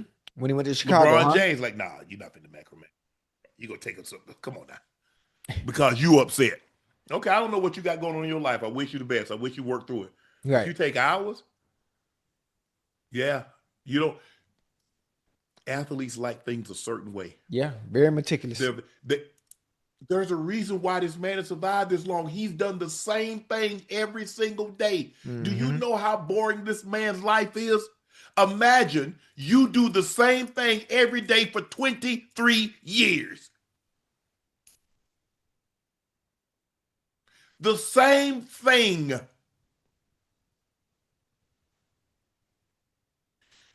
Most people can't eat the same thing 2 days. Man, I don't want no more. I don't want this no more. I'm tired of this. Man, how you go to the same? How you what? He did the same thing every day, basically for 23 years. Mm-hmm. He tells you he's what he does. Savannah runs the house. She makes sure he's not disturbed. He gets his nap. He said, "I don't like to be bothered when I'm napping. I don't like to be." Savannah has everything quiet. Them kids, hey, boy, your daddy sleep. Don't make me get on your ass. You know what I'm saying? Yeah. That's how she runs that. They lock stock him. They lock stock. They're in there like that. I mean, he takes a nap at the same time. He does the exact same thing. Ba-boom, ba-boom, ba-boom, ba-boom, ba-boom. Now, because you got a hair up your ass, well, I damn, don't give no cookies. Damn them cookies. Okay. Now, you got Jimmy Butler, but when you think about it, ain't a whole lot of big time free agents been down to Miami. Now think about it. That's Miami, and you got no state income tax. Yeah. They did a lot of this moving around to why? To try to get Kevin Durant. Mm-hmm. Kevin Durant ain't looked at Miami. Nah. A lot of the best players, like, nah, we good. They've heard the story. Pat Riley got to realize, bro, this ain't the 80s. This is a different time now. These young kids, they're not impressed with your rings. Yeah, they're not. He's not gonna change though. You know, certain people are stuck in their ways, and that's the way he's gonna be. If he's done it he to ain't winning no more championships. Yeah, I mean, obviously that because you got to be able to get the players in to compete for one. Exactly. But he don't care about that. He's going to continue to do it his way. Yeah, I mean, hey, it is what it is. I'm sorry, Ocho, y'all not gonna win no titles. We got 3. No, we got 4. We good. We got 3. All right, 3. It's 3 more than your team. What? The Lakers? No, you a Lakers man. You a Hawks fan. You the Heat. I ain't no Heat. You from Atlanta. What they got to do with anything? You are a Hawks fan. How many titles y'all got? No, the St. Louis Hawks got 1. Okay, how many titles y'all got? Not St. Louis in Atlanta. The Lakers have multiple. You didn't play for you weren't born in LA. Okay, I was born in Chicago. Now what? Okay. I see what you did. They got 6. Kyrie Irving will miss the remainder of the Mavericks season as he continued to recover from knee surgery last March. Kyrie said in a statement, "This decision wasn't easy, but it's the right one. I'm grateful for the Mavericks organization, my teammates, our fans, for their continued support throughout the process. I'm looking forward to coming back stronger next season. The belief and the drive I have inside only grows, and I wanted to send a huge shout out to all of my brothers and sisters out there who were torn ACL or gotten injured during what they love doing to do every day. Thank you for your inspiration. No fear." Ocho, we're seeing athletes return faster than ever from ACL surgeries these days. Do you believe Kyrie's injury was more severe, or he's just being extra cautious? I think he's being extra cautious. I don't think it was more severe. ACL is ACL, no matter how you splice it, no matter how you talk about it. We know when it does happen. But right now, where Dallas is after the midway point, after All-Star game, do they have a chance of going to the playoffs? Hell no. Exactly. I mean, so that for that very reason, if things were different with them as far as being in contention, I think maybe he does come back. Maybe he does take a chance, but I like him missing the rest of the season so we get a fully healthy Kyrie Irving that we're used to seeing. The man that has the basketball on a goddamn string coming in next year. So I like it. I'm excited. I'm happy for him. I think I saw a video of him that he put up not too long ago. Oh, we're working out with Phil Handy? Yeah, he's working out with Phil. I'm like, working on, obviously, I mean, Kyrie is very, very, very, very he's technical. sensational with the effing ball in his hand. He looked good. He looked good there and doing the minimal drills he was doing. So I'm sure he's gonna be fine. And with this extra time off, not having to rush and take your time coming back, we're gonna get the Kyrie of old, I'm sure. Matter of fact, he might be even better. He might be even better coming back because you got to work double time to get yourself back to where you once were. Ocho. Mm-hmm. Jake Bale attempted to lunge a marathon. A marathon is 26.2 miles. He Yeah. attempted to lunge it. Check out the video, Ocho. Lunge it. Oh, the whole thing? Yes. How your leg not burning after 100 yards? Ocho, he attempted to. He started the challenge doing walking lunges 1 rep at a time, but had to stop around mile 2. Ocho, even getting that far That's is commendable. extremely impressive. That is commendable. I mean, I had a trainer lunge the track. All the way around? Lunge all the way around. One time, yes. Well, you know, your quads will be burning like. You ain't got to tell me nothing. Hey, just the thought of that. Just the thought of it. And not only are you lunging, it's free weight. You free weight lunging. Like that's commendable. 2 miles? Yes. Even at your own pace, at some point, something going to get out. How fast or slow you going? Yeah, that's commendable. I honestly, I think even in my best of shape, and I'm in shape right now, I think even when I was younger, in 2018, I ain't look 2 miles. No, it's not happening. I think most I've probably done was probably 150, 75 each leg.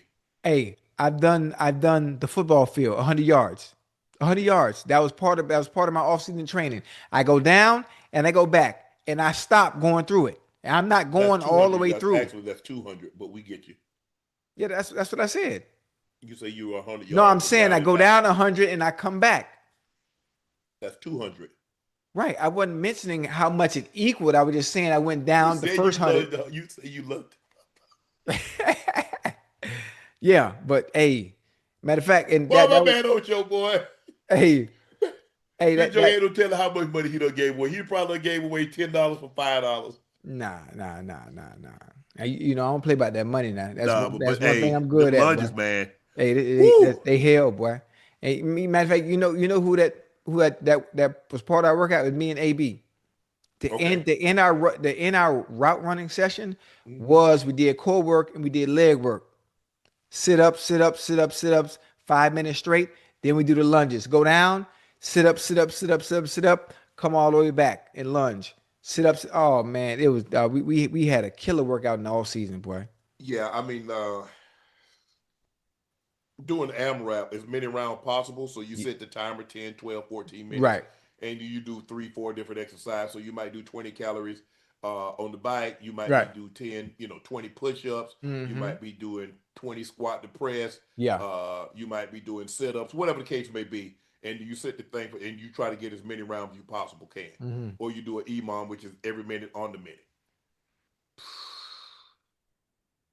Man, I remember Ocho, I used to be, sometimes I just sit back like, Lord, you just waste young on the youth on young people.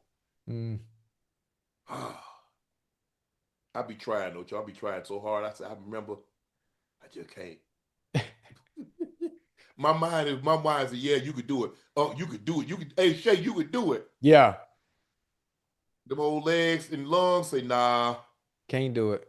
You can't do it. You can't do it. I mean, hey, Ocho, I be on that bike. I got a Concept 2 bike. And I be on it. I go 3 days on, 1 day off. 2 days on, 1 day off. So I'll do the last week or so, I've been doing 75 minutes. 75 minutes? 75 minutes, yeah. What kind of bike? It's a Concept 2 bike. Like they got the row machine, they got a row machine. Yeah. They got the ski erg, and they got a bike. Oh, and so, hey, does they have a screen in front of you? Like, no, they ain't got no screen. No. Okay. You know what I'm talking about, right? We're pretend like it's like you really riding somewhere. Yeah. Okay. It got a screen, but for me, like when you work out, you have music. Yeah. I don't have no music. No. All I want to do is hear. All I want to hear is my breathing, and I want to hear weight clanging. That's it. Okay, I know what you mean. Okay, I know what you mean. I need just music. something. So I get a rhythm. My rhythm is like my breath. Okay, you're gonna take 20 breaths here. Look at the clock. Right. But so I do 75 minutes. I do 75 minutes Monday, Tuesday, Wednesday. I'll take Thursday off. Do another 75 minutes Friday, Saturday, then take off. And then sometimes, I'll just like, okay, let me see if I can do Man, I don't know. I don't know what. I done tried. I just cannot get 15,000 meters in man, join the lab, man. I just can't get it in 30 minutes, man. Right. And I be humping. I just can't. Oh, heart won't let me, because I used to burn 2,000 calories in an hour. Quick. I mean, quick. Even in my 40s, I could burn, in my 40s, 10 years ago, so I was 48. I was burning 1,100, 1,200 calories in an hour. Man, it's so hard. Don't be wanting to pump like it want to, man. Come on now. Man, don't laugh with you, man. Because I'm used to burning calories, man. That's what I'm saying. I used to be able to drop the weight. Right. Man, hey, give me 3 weeks. Yeah. 20 pounds gone like that. Gone. You can't get it off for you like it used to, huh? Hell no. Hey, when I'm gonna get to that point? You're not a big person. You're not gonna be but so big anyway. Damn. Cause I've been trying to put on size for a minute, bro. It ain't gonna happen. It ain't gonna happen. But that's all right. I'm gonna get that. I'm gonna get 15,000. I'm gonna get 15,000. I got what I did. I broke my record. I got 35,653 in 75 minutes. So I'm gonna get it. No, you put that resistance all you would want to just spinning your wheels. You better put some traction on there. Oh, I tried that. I'm at a 4 tension. It gives me enough. I can spin at about somewhere between 84 and 87 RPMs. Any more, I'm in the 82s. No, I can't do that. No. Ocho, during UCLA's 82-59 loss to Michigan State's student section was chanting Xavier Booker, who spent his first 2 college seasons playing for the Spartans before transferring to UCLA last April. When asked about it, Bruins head coach Mick Cronin went off on a reporter. Take a listen to what he had to say. What was your thought in the student section chanting Booker's name? I could give a rat's ass about the other team's student section. I just meant overall the way that you I would like to give you a kudos for the worst question I've ever been asked. Did you like You should take it. the preparation of the... Do you really think I care about the other team's No, I don't section? think you care about the other Are you team. raising your voice at me? No, I'm just Yeah, you talking are. to you. Yeah, you are. Come on, dude. No reason. Come on. Yes, you are. Everybody's standing here listening to you. Everybody. This is on camera. They can hear you. I answered the question. I could give a rat's ass about the other team's student section. I coach UCLA. I don't care about Michigan State students. I mean, who cares? The preparation. Yeah. Okay, coach. I like that, coach. Hey, coach got a little Bobby Knight in him, huh? Hold on. What you think? You do realize that's another grown man you talking to, right? Yeah. So, okay, I ask you, what did you think about a student section? Well, I could really care less. And leave it at that. Right. I'd like to give you kudos for the worst question ever asked. Okay, I think it was a bad question too. Okay. Huh? Hold on. Okay. He said, you know what? I'll take that. Right. You should. Okay. And then you talk about you raise your voice. You raise your voice at me, mofo. Okay. What the hell Okay. you think you talking to? Okay. I like that. But as a reporter, knowing that he coaches, don't get this notepad upside your mofo head. Okay. Don't think that. Okay. Man, come on now. Every week. As a reporter, we have to do a better job. He's the head coach of the UCLA Bruins. Why in the hell would you be asking him questions after a game about the student section for the team that he just played? That's a dumb question to me. Let me ask you a question. Have anybody, so you think anybody ever asked Coach K, Coach Smith, anything about the student section when they're on the road? Yes or no? I doubt it. Of course they have. You think so? And I don't think any of them has handled it like this gentleman did. I get it. I get it. You got your ass kicked. Oh, and they lost? Yes. Okay, now it makes more sense. Okay. Thank you. Okay, now it makes more sense. But Ocho, remember, hey, Had they won, that's not what he would have said. I mean, had they won, nobody would have asked that specific question. But I think the thing, hold on, Booker, who spent his first 2 college seasons playing for the Spartans before. So, okay. And plus the guy, he played for Michigan State. Now he's on UCLA. So you can, it's not as dumb a question you think. Like, hey, they was trolling. Okay, you get it. Right. It would be like, okay, you play your first year at Oregon State, and then you go to Oregon. Y'all losing. And they said, Chad. You're gonna be so what do you think about that? Look, I get it. Fans, right. They when you're winning, you get to yell whatever. As long as it's not obscenities or right. racial epithets, we get it. Yes. But come on, man. Now you gonna talk about, are you raising your voice at me? Like that's a child. That's a grown-ass damn man. I like that. And then you go talk about, everybody heard you. I like that. I said I don't have a problem with it. I like. Hey, that was a good. That was a good exchange. I enjoyed it. You know, keep coach on his toes. Keep the reporter on his toes. You know. Man, hey, y'all need. Hey, look here. Y'all not writing policy. Y'all not that important, coaches. Y'all need to stop. This ain't the days of Coach Smith and all these guys. Don't nobody hold y'all in high esteem like that. Yeah. Where they feel like, man, I gotta be really conscious on what I asked. The fan base was so much behind. Y'all don't got it like that no more. Yeah. You don't. But for this man to talk about you raising your voice as if he's a child or his child. What the hell, Ocho? Yeah. Hey, Hey, it would have been nice if it came down to fisticuffs, though. That would have been a good one. And then, see this. I look here. This is a certain job, man. You just can't talk to me any kind of way, Ocho. Right. You just can't, man. Come on now. I get it. And then we're gonna have a conversation like, Coach, I didn't, hey, Coach, I didn't mean anything by it. It was just a question. It was the student section. Did you think the kid? I thought the young man handled it well. Yeah. That's not why, Ocho. I thought the young man handled it well. That's not why we lost the game. We lost the game because they played better than I did. And we understand when we go into a hostile environment that this is a very unique situation because the gentleman that's on our team now played for them for a couple of years. So I get it.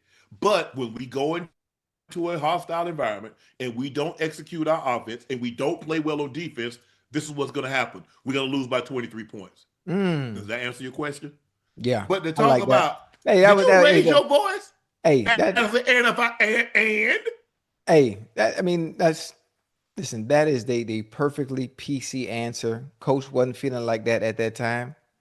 And obviously, I don't think the goddamn crowd had any bearing on why they got their ass whooped. So I prefer you ask me, what did Michigan State do in this game to where you guys weren't able to get a win today? I like that much better. Hey, excuse me. You ask a dumb question, you get a dumb answer. Okay, Coach, you're coaching. How would you talk about the players, what they didn't do? What about you? Did you put them in position to win? That's a good one. I like that. Now that's a good one. I like that. I like that. Like I said, I come from an old era an era where you were always respectful. Coaches saying, and Ocho, when they grab your hair, they grab your face mask and twist it and push and do all that kind of stuff. I come from that era. That's what I came from. Same. But in today's time, it's not like that. You can't do that. No. And it was a thing. You couldn't raise your voice. Are you talking back, son? No, sir. Yeah, I'm talking back. Right under your breast so nobody can hear you. But man, come on, man. I just always been respectful. That's how I am, Ocho. Yeah. And I think the thing is for me, I pride myself on that. And I think, sometimes people get in an authoritative position. Yes. And they feel they can talk to you any kind of way, Ocho. No, man, you can't do that. You can't. Because at that point in time, Ocho, I think the best thing is to let's go ahead and just party. Because you keep talking to me like I'm crazy. You keep talking to me like I'm less than.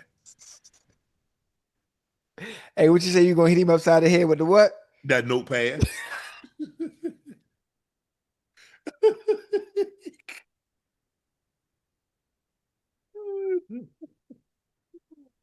Man, these people, man. Hey, You gonna talk about did you raise your voice at me? You did. Everybody heard it. It's right there. And pop, I got the answer that I was looking for. hell nah. Man. Yeah, like I said, I and that's always bothered me, Ocho. I look, because I'm always going to try to do the right thing. I always try to make sure I don't make no mistake. And I just, like I said, I remember when Dan Reeves yelled at me, man. That thing it was just like my grandmother, my grandfather yelling. Right, and I just right. remember I was like, and I was like, Coach, I wasn't looking in the stands. I wasn't. I said, Coach, you just caught me. We breaking the huddle. I'm down here like this at Ocho, and if I bring my head up to go, are you paying? I said, Coach. So what am I supposed to do? Lead the huddle with my head down and run to the line? I said, come on, Coach. And he's like, Shannon, I'm sorry. He said, I just thought, like, Coach, that was my rookie year. Coach, you would have had me because I didn't know the offense. You moved me around. I said, but this year, Coach, I hadn't made no mistakes. I hadn't missed any assignments. He apologized, and I think that's why I love Coach so much, because if he was right, he wasn't the guy that, like, he didn't. Coach was old school Ocho. Yeah. Coach Landry was his coach. So, and Tom Landry, they say he was a son of a gun. Oh yeah, he was a son of a gun, and Dan Reeves was a chip off the old block. But man, I don't do that yelling and screaming and talking crazy. Because you get me to talking crazy, you have done pushed me way beyond my limit. Way far. Huh? Yeah, you done pushed me. But for me to talk crazy to you, Ocho, you pushed me way further than I should have allowed you, because you're making me get out of character. Right. So you pushed me further, and I've allowed you to do that. I should have corrected you, but I thought you was going to self-correct yourself. But that was on me, because I took it upon myself that you would self-correct yourself. But I think now I realize that you're incapable of that. And so now you got both of us out here looking like a jackass. Crazy, yeah. Yeah. But I don't like this, man. To talk, Ocho, disparagingly to another man, to talk about you raise your voice. I'm not a child. Yeah, man, buddy upset too. Coaches upset. They coming off a loss, which is why I always say, and they always tell players, whether it's football, basketball, baseball, whatever you play, calm down, take a mental reset before you get in front of them cameras. Yeah. You think you upset? What if I tear his ass up in that locker room? You think he'd be more upset or less upset? Hey, reporters and coaches ever got into a fight? No? I don't know. I'm sure they have.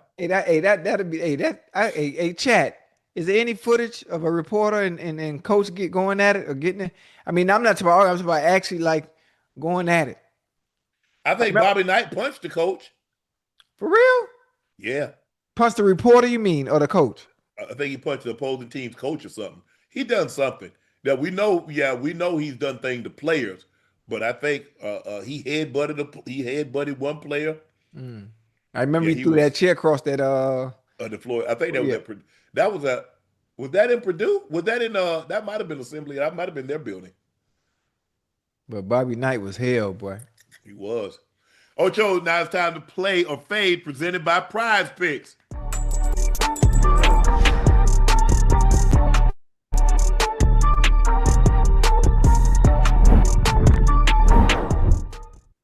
All right, here's the stab the flex pick flex play ahead of tomorrow's Winter Olympic events. Swedish curler Nicholas Eden less than 7.5 points. So if you put it in the circle, how much is that? Hey, the circle is the green. You got to get it in the green, right? It's the yellow. I thought the yellow was the green or red. It can't be yellow. Is yellow on the ice? That wouldn't show good. I bet you it's green. Well, we finna find out.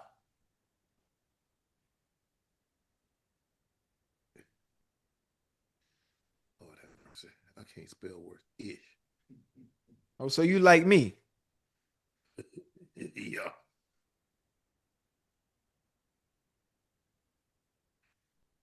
What color did you say it was? I mean, I thought when I watched curling on ESPN, some of the highlights, I thought in the center of the circle, I thought it was either red or green. It's red. Okay, I know I wasn't tripping. Well, what's green? Something else is green though. Go light.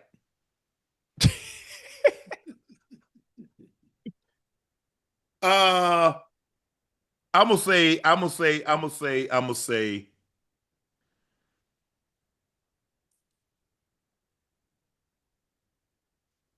less than. We're going less, Ocho. Okay. US speed skater Jordan Stoltz more than 100.99 seconds finishing time. What is he? Where is this? He won the what? The 1,000, right? Hey, you say he He won 2 gold medals. He won 1,000 and he won the 1,000. He a speed skater? Yes. Hey, I like the speed skate. I like when they You like the short track when they go around. That's speed. Normally when they have distance, they're doing that when they have 10,000. Or you like the short track when they racing and they put their hand on the ice to hug the curve. Yeah, I like that.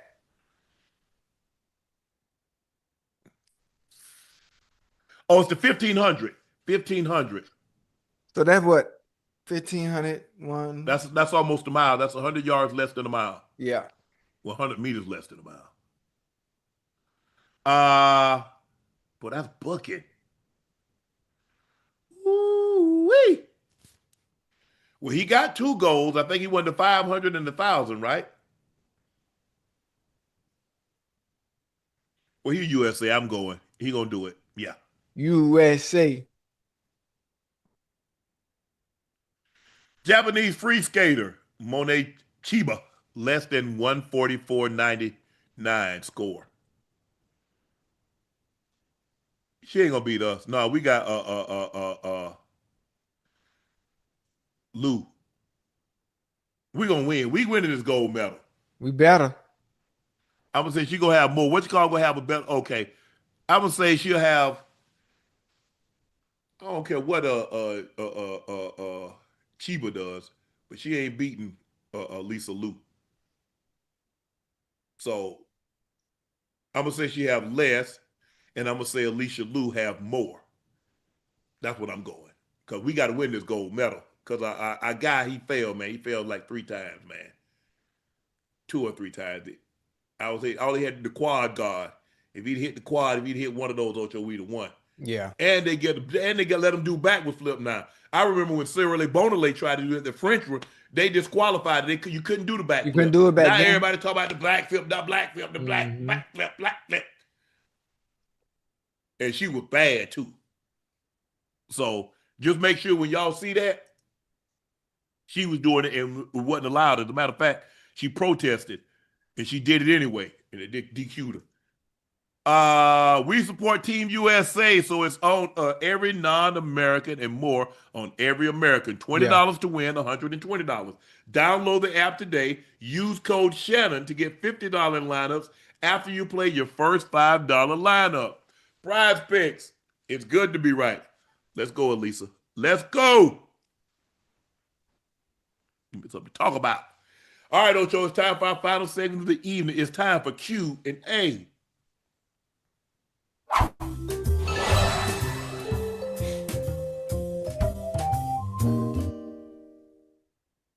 Nino Rogers 89 say, hey, Unc Ocho, have you spoken to T.O. lately? And if so, how's he doing? Yeah, I talk to T, man. I talk to T once a week. I mean, I've been talking to T once a week since retirement, man. He's doing good, doing his thing. I'm not sure if he's in LA, Houston, or Atlanta right now, but he all right, man. He's doing real good. No, I haven't talked to him. I think I saw him briefly. Was he at the Super Bowl, Ocho, at Radio Row? I'm not sure. I didn't get a chance to see him. I think I saw him, but we was in a hurry. We was running late. That first day we was behind. We was running late. so I ain't get a chance to talk to him. Kimber Norwood Jr. Ocho, I love what I saw from you bowling. Now I know I can beat you at it. Who? But what? So nah, you can't beat me at bowling, man. No.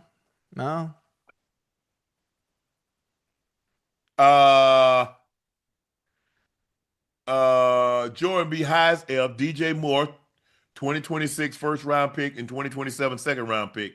I'm calling it now. Frame this up. I just said that.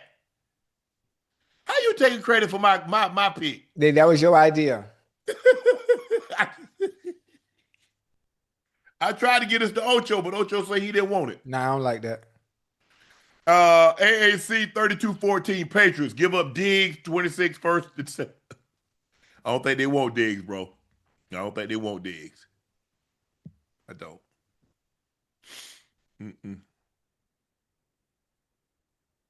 But nice try. C2 Prince, Unc Ocho, it's my birthday. Hopefully I can get a shout out from the Golden Goat Neff. Yes, Prince, happy birthday, bro. Happy birthday. What'd you do today? You go out, get you something nice to eat. You eat brunch, you get dinner. What'd you get? Steak, lobster? I don't know. What'd you get? But hopefully you had a great birthday. Yes, sir. I don't know how many of those trips around the sun, but be thankful for every last one. Alpha Bodies 925. What's good, fellas? Watch Nightcap outside. I so put BTA to Unc. Bowl, like chopping a tree. Ocho blaming techno plates. Tectonic plates on why he can't bowl. Y'all too funny. Love all y'all. Appreciate that, man. Man, Joe, hey, Joe, we got something for you, man. Don't worry about man, it. Joe, you talking, boy. You talking real reckless, Joe. That ain't like the Joe I know now. I'm just saying. I kept it nice and quiet. You know, I was very respectful. But I see he can't be nice no more. Miss Nikki Fabs. Shannon, I know how your stories of losing your grandmothers are similar, but you got a thug weeping over here. Definitely didn't expect all those memories to come flooding back. Yeah, Nick, it's tough, but it's tough when you spend that kind of time. 40. Like I said, I had her for 43 years. I'm very, very fortunate to have my grandmother in my life for that length of time, but you just cope with it better. But you still miss her. You still hear her voice playing back in your head and miss all that. I think everything, and plus, Ocho, last night, when they asked what's the furthest distance that you travel to, to see somebody, to be intimate with the person. Right. And I said, I flew from Atlanta to Rome. Yeah. Well, actually, I went from Atlanta to JFK to Rome, and then took the train from Rome to Florence. God damn. I left on a Sunday. I got there that Monday morning. She met me in Rome. We took the train to Florence. Yeah. Came back that Friday. Stayed Friday night, Saturday night, left Sunday, went back home. God damn, huh? Hey, boy. Ocho, would I say your boy was hell when he was well? Yeah, that's why I keep telling you, Ocho, I don't need to be outside. No, I done been outside. Yeah. But that's a good story, but that's a lot of traveling, huh?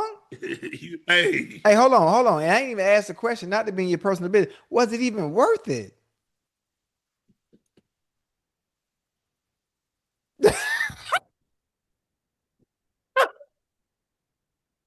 That's all I'm saying, Ocho. That's all I gotta say. That's all I gotta say, Ocho. I don't know what that means, but that's all I gotta say. That's all I gotta say. Hell no. A1 Diggs 583. Ocho looking like Frozone cousin, snow cone. Gerard McQueen. Ocho, you should try to hit Diamond Gym. Man, Ocho ain't ready for that. Wait, Diamond Gym in Chicago? I don't know where Diamond Gym is, but they be having you doing 100 reps and stuff. If you don't train like that, that ain't for you, man. Yeah, I mean, obviously that's lifting in volume. I've lifted with actual bodybuilders. I forgot the name of the gym in Chicago. All bodybuilders. I can't remember the name of it. Bar something. But yeah, I don't really lift in huge. I don't lift in volume. I mean, I do sets. 12, 10, or 15, 12, 10. I mean, that's pretty much it.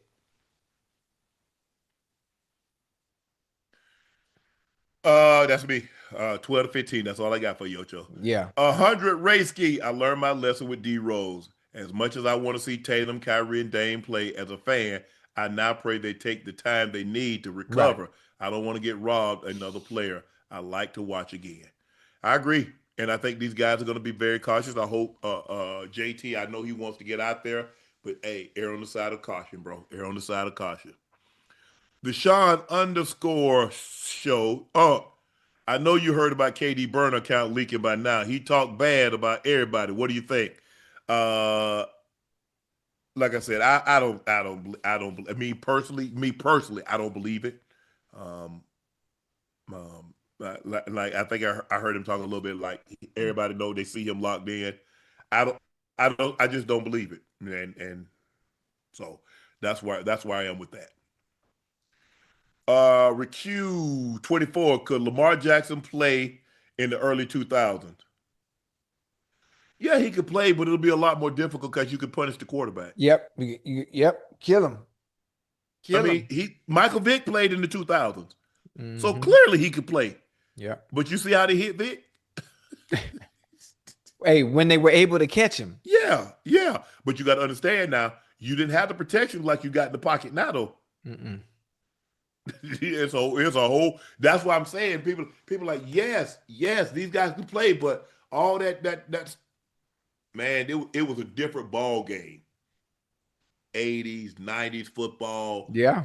Early 2000, like after about 2000, once they changed to about 2005, it was a different type of ball game. But early, yeah. But yeah, Lamar can play. Absolutely can play. But they would do what they try to do is that when I get a chance to put a lick on him, got to hit him. You hit him. And hit him as hard as you possibly can within the scope, within the fairness of the game. You don't cheap shot him. You don't late hit him, but you try to make him. Try to make him feel it. That concludes this episode of Nightcap. We want to thank each and every one of you for watching. We greatly appreciate that. Y'all know who I am. I'm your favorite Unc, and that is my partner and co-host, Liberty City's own, the Bingo Ring of Fame honoree, the former Pro Bowler and an All-Pro. That is Chad Ochocinco Johnson. Please make sure you hit that subscribe button. Please make sure you hit the like button and go subscribe to the Nightcap podcast feed wherever you get your podcast from. Thank you guys for your support. We really appreciate that.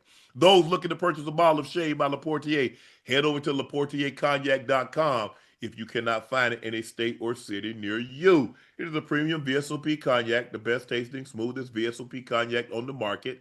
We have the original bottle, which is the 750. We call it the OG. But now we have the junior, which is the 375. Same great quality, same great taste, the same smoothness going down, just in a smaller bottle. Please drink responsibly, be safe. We want to thank our very special guest, Franchon Crews-Dezurn, for joining us tonight. She takes on Clarissa Shields on Sunday for the heavyweight title. We want to wish both ladies the best of luck, and Ocho and I can't wait to talk about it on Sunday. So thank you guys for joining us again. Remember, we're off tomorrow, but we'll see you back on Saturday night after the Barrios. Hey, today's Wednesday. Damn.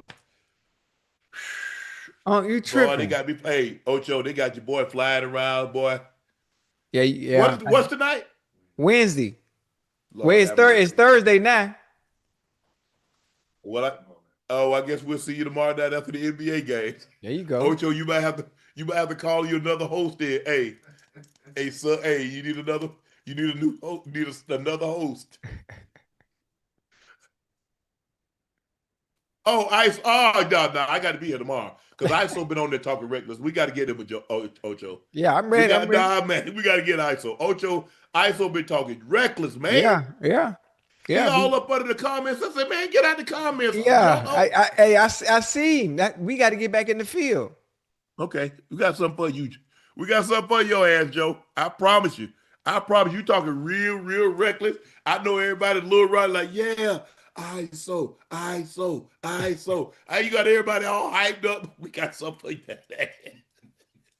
We got something for you. We'll see you tomorrow night after the game. Man, ISO, we gonna get you. Ocho and I gonna get you. Because see, the thing was, Ocho and I, we battling out, and here you have done creeped in there and won the race. Yeah. You done creeped in there and won the race. But don't Hey, worry one about it- it. We what- got something for you. It's cool. Got something for Mr. Johnson. We got something for you. Thank you guys for joining us. We'll see you tomorrow night after the game. All right, so we got something for you, though. Peace.